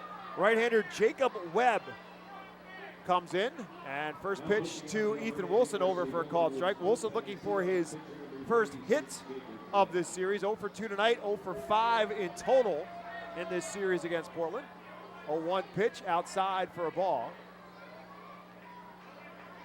Webb, 6'5", 245-pound right-hander, originally from Dayton, Ohio. Comes with his 1-1 pitch. Wilson will foul this one out of play. The 27th appearance for Webb on the year, 6-1 record with a 3.60 earned run average.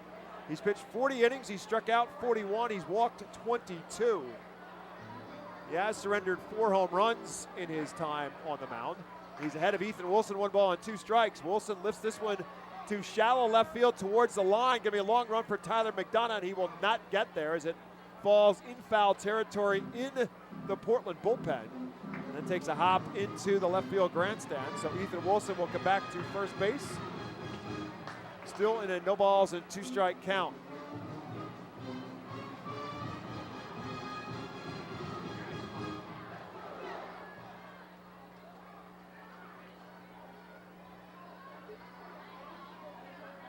Swing and a miss, strike 3 as Webb comes with a 95-mile-an-hour high cheese that Ethan Wilson chases up out of the strike zone for the strikeout. First strikeout, obviously, for Webb. 8th strikeout for Portland pitching. As Grant Gambrell finishes the night, 6 innings pitched, 3 hits, a run, 2 walks, and 7 strikeouts. So a great effort by both McGarry for Reading and Gambrell for Portland. That's why we're in a 1-1 tie with the Phils batting here in the bottom of the 7th. Casey Martin 0 for 2 on the night batting. First pitch to him is way up high for a ball 1. and swings and misses at this one, and it's 1-2. Excuse me, it's 1-1 to Casey Martin. Strikeouts were an issue last year for Casey Martin. He hit just 181 at Jersey Shore, and he swings and misses again at the high fastball. Now he's hot behind 1 ball and 2 strikes. He raised his batting average 100 points from last year to this year before the call up from Jersey Shore. He checks his swing here and holds off on that high fastball. And it's now 2 balls and 2 strikes to Casey Martin. Grounded to short and struck out in his 2 plate appearances to this point. Swing and a miss, strike 3, back-to-back strikeouts for Webb. 2 down here in the 7th. Second baseman, Pedro Martinez. So the Reading pitchers have struck out 11 so far in this game. And Portland pitchers have struck out 9 as Pedro Martinez steps to the plate. And he'll tap this one right to the pitcher, Webb, who will make the play to first.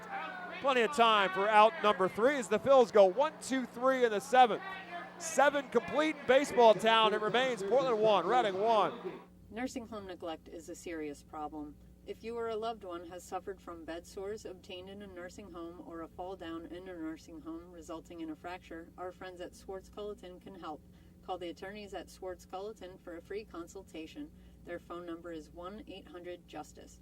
That's 1-800-587-8423. Once again, call 1-800-JUSTICE today. Swartz Culleton is a proud sponsor of the Reading Fightin' Phils.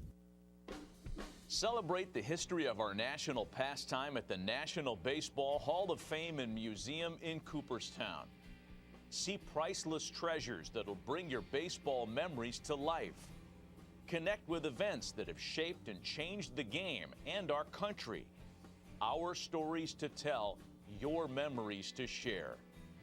Plan your visit today at baseballhall.org.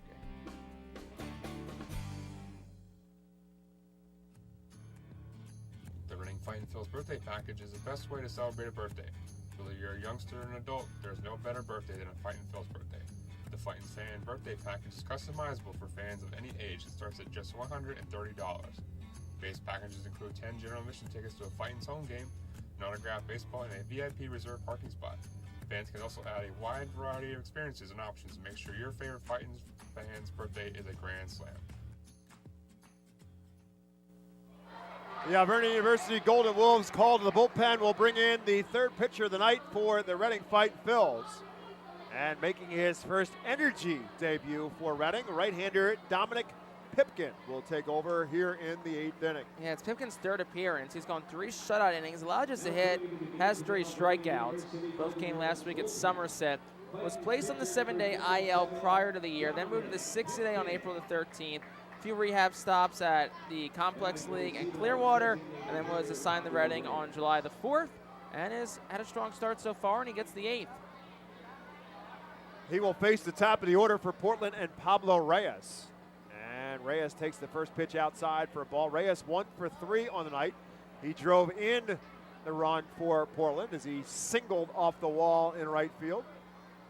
1-0 pitch is low for a ball. Pipkin, who was actually drafted out of high school back in 2018, Pinole Valley High School in California. And he quickly falls behind Pablo Reyes, 3 balls and no strikes.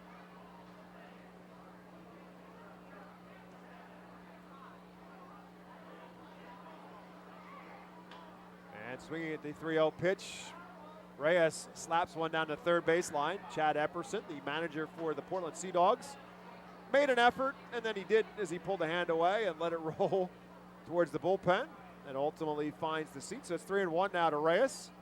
And he lifts this one straight up into left field. Radcliffe going back a little bit further, but in plenty of room will make the catch for out number 1 here in the 8th. That one was shot straight up in the air. Nice play by Radcliffe. It's one of those, it's a tough time of the night because the sun's not completely down yet, but it's not bright out, so it's like that mix of twilight with the stadium lights where it can get hard to see balls hit that high. So nice job by Radcliffe to make the catch, as in Philadelphia, Johan Rojas now comes to the plate. Tyler McDonough comes to the plate here in Johan's former home And Johan Rojas just gets his first major league base hit. A line drive to center field, so Johan Rojas making the most of his first day in big league baseball. And the pitch to McDonough is outside for the corner for a called strike 2. Excuse me, to Nick York. I said McDonough. It is Nick York who is batting. York 1 for 3 on the night. And now retired on a strikeout for the second time tonight as Dominic Pipkin retires Nick York on 3 straight pitches. 2 down here in the 8th. Rojas, after the hit, went back to the dugout, flipped his bat, gave a little fist pump. You know that had to feel good. Was 0 for 3 in game 1 today, 0 for 1 today. So took 5 at-bats, gets that first hit. Now you're rolling. Marcelo Meyer now will bats from the. It's actually not Marcelo Meyer batting. Looks like it's Matthew Lugo. Matthew Lugo batting for Meyer. So Meyer, who's 0 for 3 on the night, a couple of strikeouts. The top prospect in the Red Sox organization, it's Matthew Lugo batting for him. 1-0 to him. Now make it 1-1. A good breaking ball by Dominic Pipkin, and it's now 1 ball and 1 strike to Matthew Lugo. So it's actually last inning, Lugo came in for Meyer to play third, and then Mydroff went from short to third. Or actually went from third to short. And that is swing and a miss, strike 3, and Dominic Pipkin ends up striking out the last 2 batters he faces in the 8th as Portland goes 1-2-3 in the 8th. We'll head to the bottom half of the 8th inning. When we get back, it's still 1-1 in Reading. Baseball fans, introducing Bally Live, the only app where minor league baseball fans can score major rewards. When you stream your favorite teams live, you'll score rewards. When you chat with friends during a watch party, you'll score rewards. And when you test your skills at trivia, you'll score rewards. Being a fan of minor leagues has never been so rewarding. So what are you waiting for? Download Bally Live for free from the app or Play Store and start scoring rewards today. Berks Immunization Coalition works to provide leadership and education in promoting age-appropriate immunization across the lifespan for all residents of Berks County. This is a coalition comprised of local physicians, nurse practitioners, school nurses, immunization coordinators, immunization advocates, and pharmaceutical representatives working to encourage continuity of immunization through medical resources. They focus on educating both the community and the providers.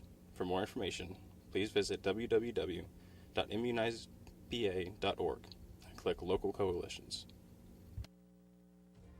Baseball Town Charities is a nonprofit 501c3 charitable organization founded to keep baseball alive in Reading. Youngsters can benefit from the many life lessons the game can offer. Baseball Town Charities currently supports kids and adults with mental and physical disabilities through the Baseball Dream League. Baseball Town Charities also supports inner-city baseball development through the Rip It for Life program, which provides growth both on and off the baseball field. For more information, please visit baseballtown.org. To the bottom of the 8th, we turn as the Reading Fightin' Phils and the Portland Sea Dogs locked in a 1-1 tie. The one on the side of the Reading Fightin' Phils is the guy who leads off, Max McDowell, with a solo home run into third for the Phils' lone run. Facing Jacob Webb back out there for his second inning of work out of the Portland bullpen. And the first pitch to Max McDowell is over for a called strike on the 96-mile-an-hour fastball. Webb is come out of the bullpen firing heat. Comes to the off-speed pitch this time, and McDowell will lift it up into shallow right field. Corey Rozier will make the catch for out number 1 here in the 8th. Some activity in the Phils bullpen as Orion Kirkering is now up and throwing for Reading. Whether he will be pitching the 9th with a chance to maybe pick up a save, or whether they'll come in the 9th to try to hold on, we'll see, as the Phils will now bring Matthew Kroon to the plate here. And that first pitch from Webb to Kroon bounces all the way to the backstop on the off-speed pitch. Kroon 1 for 3 on the night, started the game with a base hit, a couple of flyouts in the interim. Matthew back in the leadoff spot, among the league leaders in batting average, up and around the 320 mark. This one up the middle, a slow roller. Mydroff will not get there, and Matthew Kroon has his second base hit of the night. Oh, one out base runner, and you are right in the heart of the lineup. De La Cruz up next. Hasn't really seen the ball well tonight in terms of staying on top of those curveballs, but did work a really good at-bat his last time up with the walk, so hopefully seeing a lot of pitches. Granted against a different pitcher, but still puts De La Cruz kind of in a good spot here to try and drive one. 4th inning tonight for the Phils as De La Cruz steps to the plate. Kroon takes off.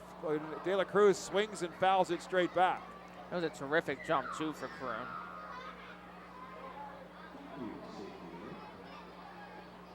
With Johan Rojas' promotion to Philadelphia, makes Matthew Kroon the team leader in stolen bases now. Rojas had 30. Matthew Kroon with 15 stolen bases in 20 attempts. See if he attempts another steal here or not after De La Cruz fouled it straight back. Good size lead for Kroon. He stays put, and fastball fouled straight back. De La Cruz a little upset with himself that he didn't time up that 97-mile-an-hour fastball.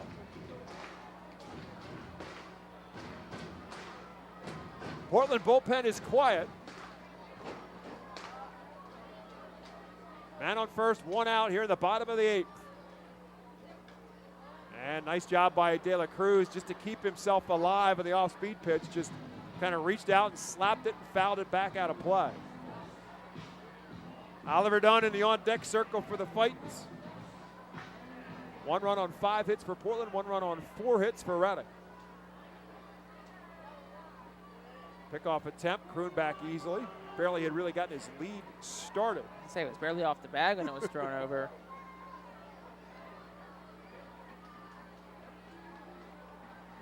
Now Kroon does take a good-sized lead off of first. No balls and 2 strikes. Kroon takes off, swing and a miss, strike 3, throw down. Gets away from the second baseman, Nick York, stolen base for Matthew Kroon. But now 2 down in the inning on the strikeout. 3rd strikeout for Jacob Webb, and it'll bring up Oliver Dunn. Stolen base number 16 for Matthew Kroon, who, as you alluded to, is the active team leader. Johan Rojas no longer in Reading, but puts a runner in scoring position. 2 outs nonetheless for Oliver Dunn, but you know, Kroon's got the speed, just have to find a way to get some green grass here. Johan Rojas also has the team RBI lead. Well, he's tied with his good buddy Carlos De La Cruz with 45. Oliver Dunn is 1 behind that team lead with 44. So he can move into a first place tie here and put the Phils in the lead if he can come through with a man on second base and 2 down now as Webb has a little conversation with his catcher Nathan Hickey. And Kroon with good wheels takes his lead off of second. Dunn 1 for 3 on the night. First pitch fastball way up high, ball 1. Dunn with a single in between a couple of strikeouts.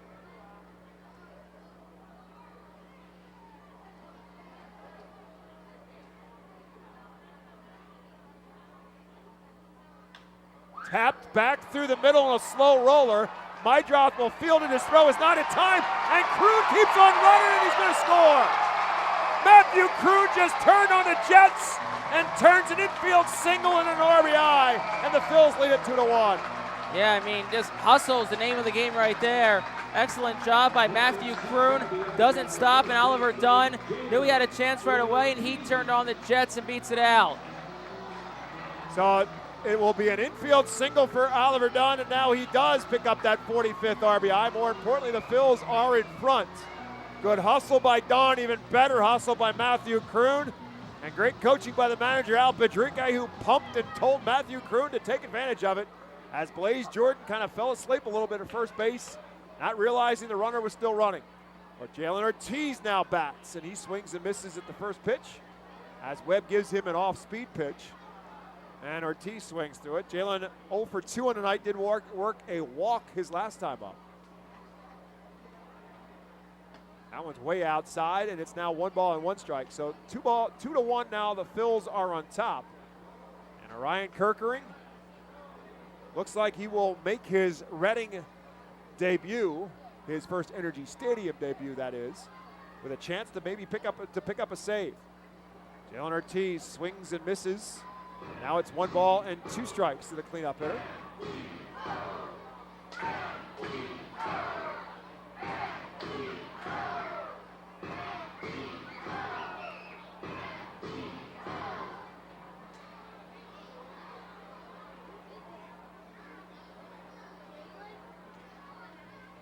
Swing and a miss, strike 3, and that'll do it for the Phils here in the 8th. But not before they put a run across. They do it on 2 hits. There were no errors and 1 man left. We head to the 9th. And for our second straight night here in Baseball Town, it's winning time. The Phils lead it 2-1 when we come back after this. White Star Tours and Travel Centers offers the Our Phils fan road trip again this season. It's your chance to hit the road with other Our Phils fans, see an Our Phils road game, meet with an Our Phils player, and also see an Iron Pigs and Phillies road game.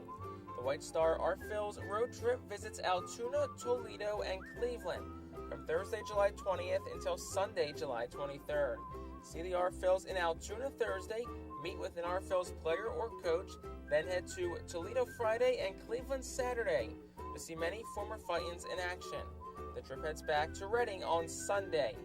Visit the customer service booth for more info on the White Star Our Phils fan road trip to Altoona, Toledo, and Cleveland. Space is very limited, so sign up today. You can add a delicious all-you-can-eat buffet to any Reading Fightin' Phils game ticket for only $21. This selection includes barbecue chicken sandwiches, cheeseburgers, hamburgers, hot dogs, corn, pasta salad, baked beans, potato salad, chips, cookies, and so much more. Drinks feature all Pepsi products. Call the Fightins at 610-370-BALL. Order online at ourphils.com or visit the Customers Bank ticket office at FirstEnergy Stadium.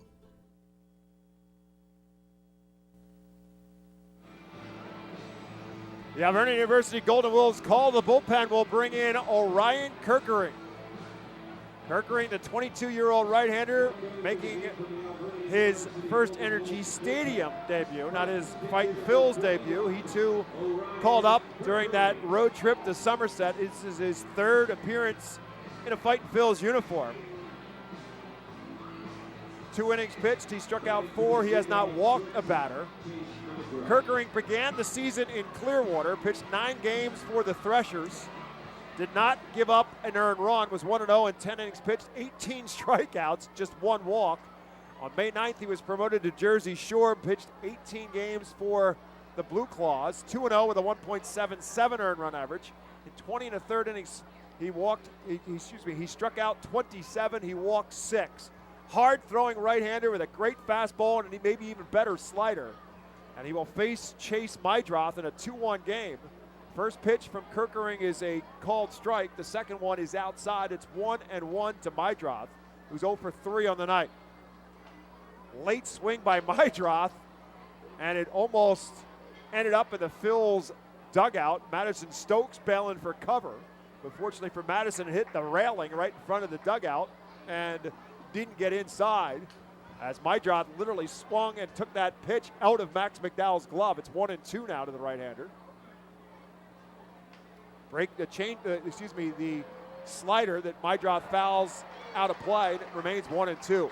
Kirkering's fastball is 96 to 98 consistently, but he'll top triple digits on the radar gun here at FirstEnergy Stadium at some point, I guarantee you that. 1-2.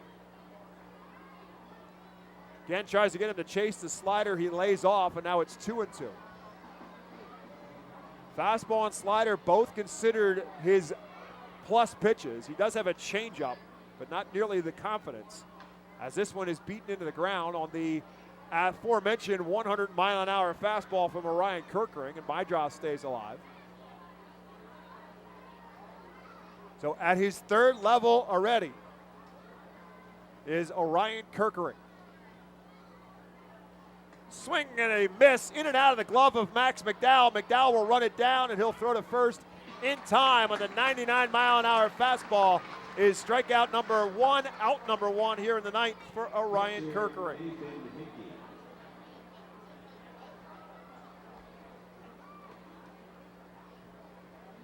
Kirkering, the 4th pitcher of the night for the Phils. Another outstanding effort so far for Reading.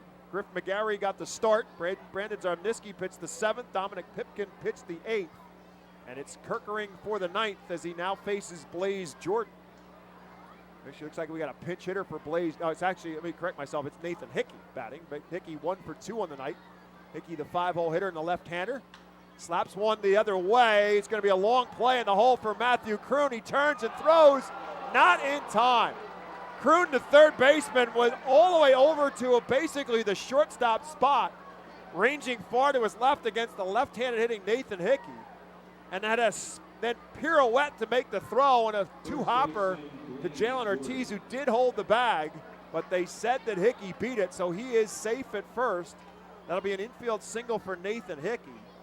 Tying run now on base for the Sea Dogs, and Blaze Jordan will bat. Jordan 0 for 2 with a walk. Slider and a good one, and Jordan swings and misses at it. Hickey does not have very good speed on the base paths. 0-1 pitch. Ripped into left field. Radcliffe will turn and look and say goodbye. Blaze Jordan with his first Double-A home run, and it's a 2-run home run onto the Seidel Auto Group deck, and with that, Portland regains the lead at 3-2.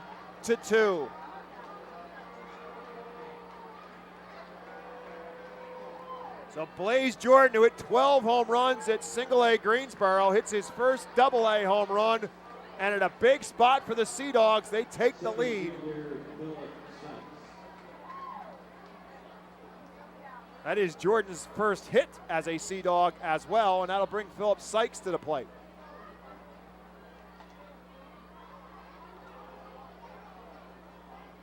Sykes 0 for 3 tonight with 3 strikeouts. Kirkering's fastball way up high, ball 1. And right back with another fastball that Sykes swings and misses. So the Phils will have Barron Radcliffe, Ethan Wilson, and Casey Martin due up in the bottom of the ninth now, as Portland gets some activity in their bullpen. It's now 2 balls and a strike as Kirkering again misses up high and inside.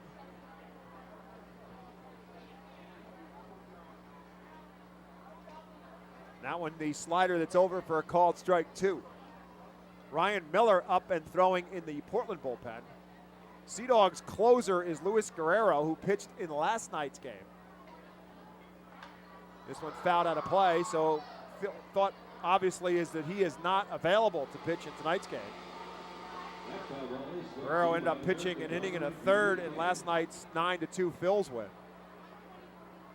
So it's now 2 balls and 2 strikes to Philip Sykes. And again, misses up and in. It's 3-2. Kirkering, the Huntington Beach, California native, played his college baseball at South Florida. Swing and a miss, strike 3, as Sykes is retired. Second strikeout for Kirkering here in this inning. Phillies drafted Orion Kirkering in the 5th round of last year's Major League Baseball draft. So this is his first season of professional baseball. And already in his 3rd level, again, began the season at Clearwater, promoted to Jersey Shore in the early days of May, and now promoted here to Reading on the 6th of July. But right now he's on the ropes in this game, down 3-2, as Corey Rozier will bat. First pitch to him is ball 1. Rozier 1 for 3 on the night. And that one's over for a called strike with a fastball.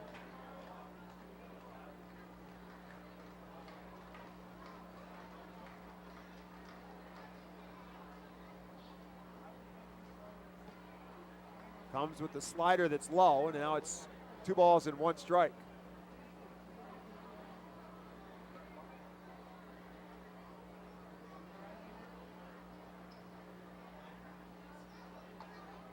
That one's at the letters for a called strike 2. 2 balls and 2 strikes. It's like Christian Hernandez is up and throwing now in the Reading bullpen. Depending how this inning goes and or the bottom of the ninth goes for Reading. As Rozier now will call timeout. Rozier, the left-handed hitter. 2 balls and 2 strikes to him, 2 down here in the ninth. Over for a called strike 3, and that will do it for Portland as Kirkering ends up striking out the side, but the damage is done for Portland. 2 runs in the inning, they do it on 2 hits, and as a result, they take the lead. We'll head to the ninth. The Phils need 1 to tie and 2 for the win. They trail Portland by a score of 3-2.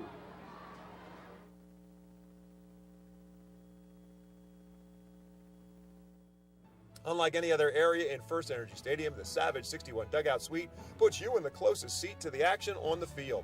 Located just a few feet from the diamond on the first base side with covered seating, abilities of motion accessible seating, and the most unique view around.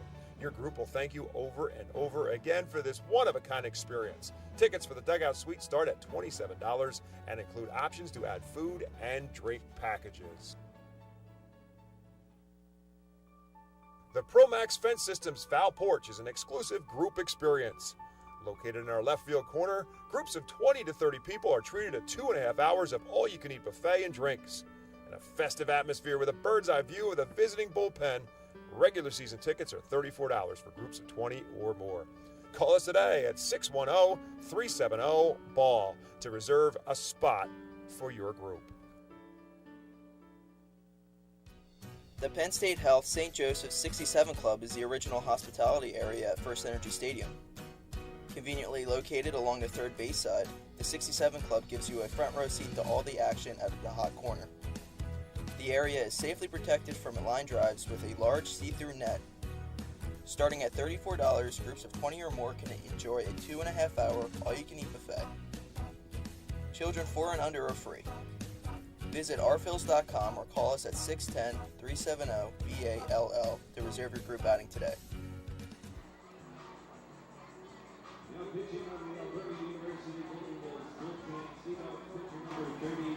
We head to the bottom half of the ninth inning. And the Fightin Phils looking to try to come from behind here. They trail 3-2. New pitcher into the game for Portland Sea Dogs out of the Alvernia University Golden Wolves bullpen is right-hander Ryan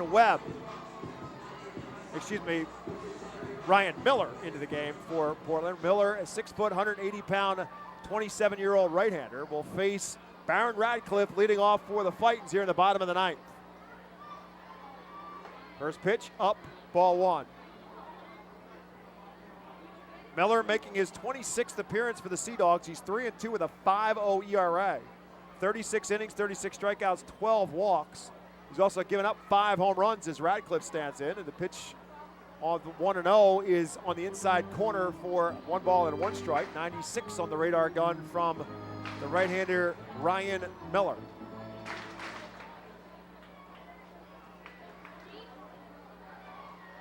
Swing and a miss as Radcliffe comes up empty.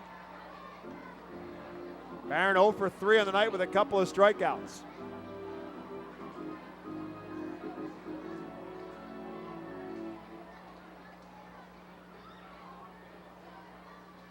This one popped up and drifting foul and out of play over the Portland dugout.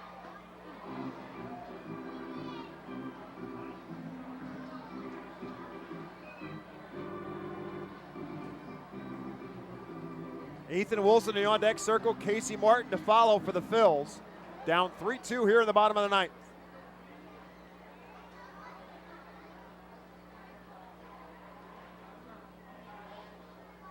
Swing and a miss, strike 3 as Radcliffe chases one up out of the strike zone for out number 1 here in the ninth.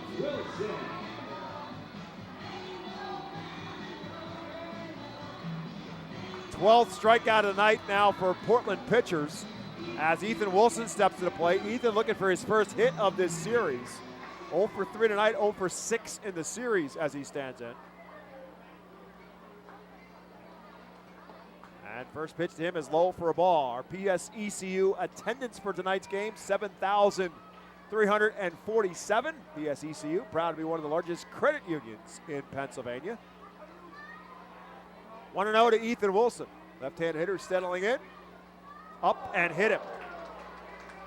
So Ethan Wilson on base. No, I guess it must have hit his bat. Wilson stays at the plate. It must hit the knob of his bat, so it's strike 1 instead. Scoreboard says it's 2-0. Maybe Wilson was able to get out of the way of it, but it looked like it hit something.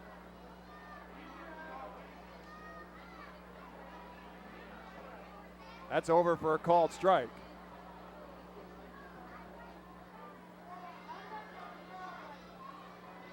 It is 2 balls and 1 strike to Ethan Wilson.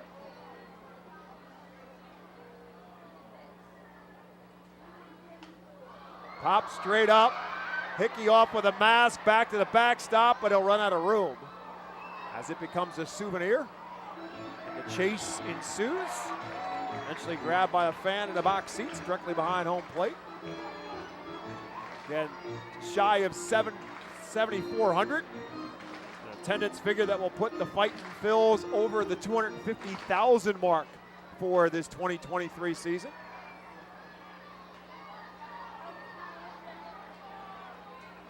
Two balls and two strikes now to Ethan Wilson. Again, popped up and fouled straight behind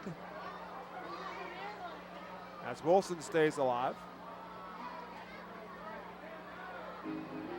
Now time called at the plate by Ethan Wilson. Again, the Phils and the Sea Dogs will finish off this three-game series tomorrow, 5:15 first pitch.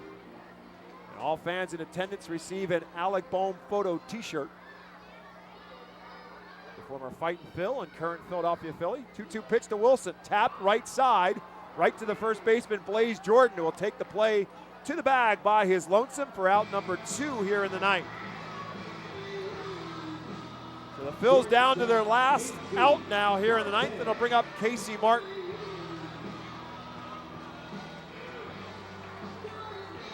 Martin 0 for 3 on the night with a couple of strikeouts. He, like Ethan Wilson, looking for his first hit of the series.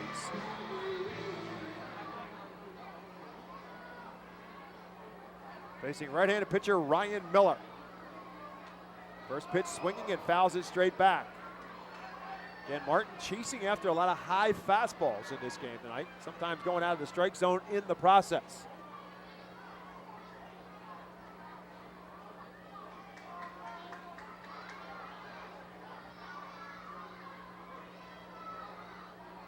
Swing and a miss, strike 2. Now the Phils are down to their last strike. Phillies with a chance to get over the 500 mark for the first time this season if they could come up with the win. That's in jeopardy right now. No balls and 2 strikes, 2 down. Swing and a miss, strike 3, and that'll do it. As the Phils are retired 1-2-3 in the ninth, and the Portland Sea Dogs will take the win and now even the series at 1 game apiece as Reading retired in order in the ninth. And Portland, thanks to the 2-run home run in the top of the ninth inning, takes the W. The final score, Portland 3, Reading 2. Take a timeout, back with our postgame show and a wrap after this on the Fightin Phils Radio Network.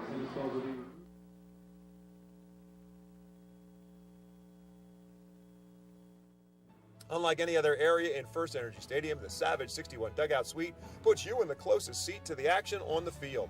Located just a few feet from the diamond on the first base side with covered seating, abilities of motion accessible seating, and the most unique view around. Your group will thank you over and over again for this one-of-a-kind experience. Tickets for the Dugout Suite start at $27 and include options to add food and drink packages. The ProMax Fence Systems Foul Porch is an exclusive group experience. Located in our left field corner, groups of 20 to 30 people are treated to 2.5 hours of all-you-can-eat buffet and drinks.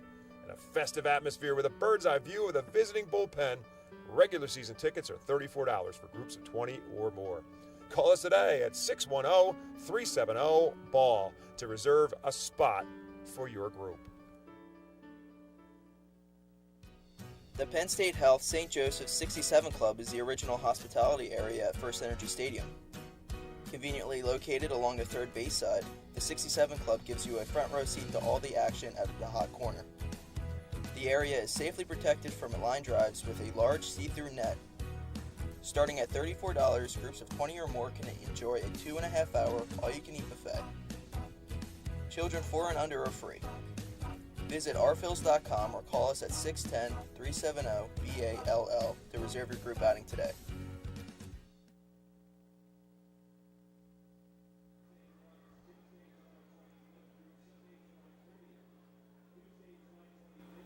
Welcome to the postgame show here on the Reading Fightin Phils Radio Network, where unfortunately for Reading it comes up on the short end as Reading falls to the Portland Sea Dogs by a score of 3-2. It was a pitcher's duel between a couple of right-handers for most of tonight's game. Grant Gambrell gets the start for the Sea Dogs. Griff McGarry getting the start for Reading, and both went 6 innings and both had a number of strikeouts, limited walks, and only gave up 1 run each, but neither ultimately factored in the decision. Here's how the scoring went in this one. Portland scored the first run of the ball game in the 3rd inning. Tyler McDonough, the 9-hole hitter, got on base first with a single, the first hit of the game for Portland. Moved up to second base on a wild pitch and then scored on a single from Pablo Reyes. Reyes actually hit it off the right field fence, but only got as far as first base, but it was far enough and solid enough for Tyler McDonough to come around for the base hits and give Portland the 1-0 lead. But in the bottom half of that 3rd inning, Max McDowell for the Reading Fightin' Phils evened that score as he turned and drove one onto the Seidel Auto Group deck in left field for his 4th home run of the season. And with that, we were tied at 1 apiece. It stayed that way all the way up until the 8th inning. By that time, the game had been turned over to the bullpen. And the Fightin' Phils in the 8th inning with a 1-out. With 1 out in the 8th, it brought up the leadoff man, Matthew Kroon, who hit a slow roller that found its way into center field for a base hit, his 2nd hit of the night. He then stole second base in the process of Carlos De La Cruz striking out.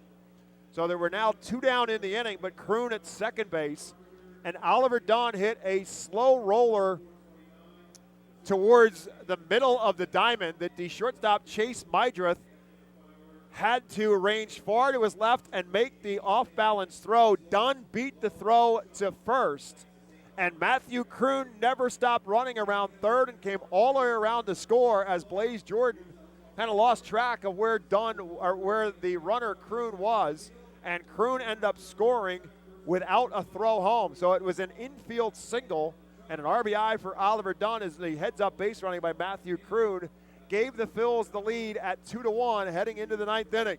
And the Phils, at the much-anticipated first appearance here at FirstEnergy Stadium of a guy that the Philadelphia Phillies organization is very high on, the number 21 prospect on the Phils' radar coming into this season. He'll be a lot higher when this season is over with. However, Orion Kirkering making his debut here at FirstEnergy Stadium and his 3rd appearance in a Reading uniform, facing the 4, 5, and 6 hitters in the Sea Dog lineup. Started off well. He struck out Chase Mydreth, but then Nathan Hickey hit one the other way. The left-hand hitter hit one in the hole between short and third. Matthew Kroon, the third baseman, ranged far to his left, pirouetted and put as much as he could on the throw, which wasn't a whole lot, and Hickey just beat the play at first base for an infield single. And then Blaze Jordan turned on that fastball of Orion Kirkering and drove it into the deck in left field for the 2-run home run.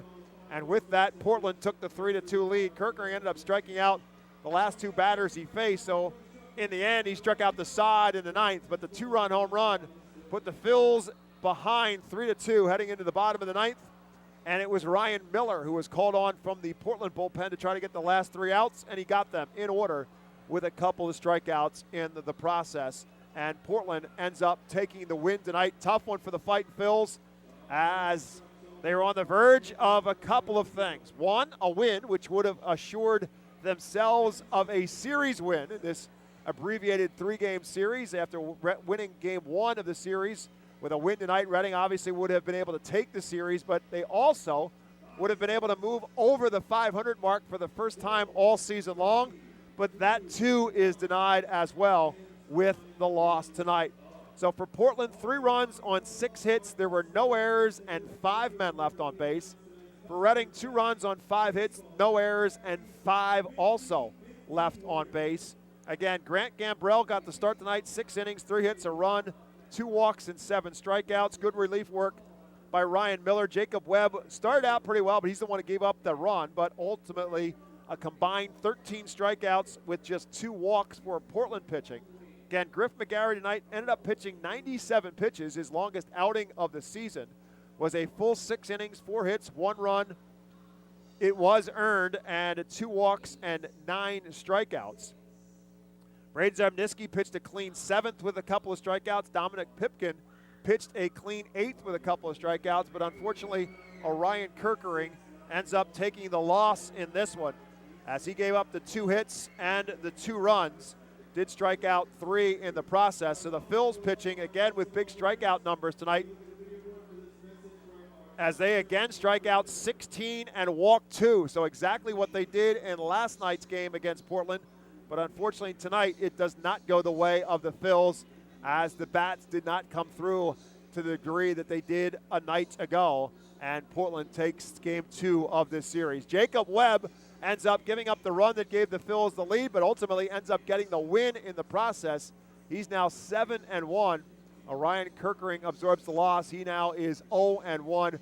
Ryan Miller picks up the save for Portland, his 2nd of the season. Time of the game, just a crisp 2 hours and 19 minutes, played in front of 7,347 here in Baseball Town. Again, the Phils will finish up this 3-game series tomorrow, 5:15 here at the ballpark.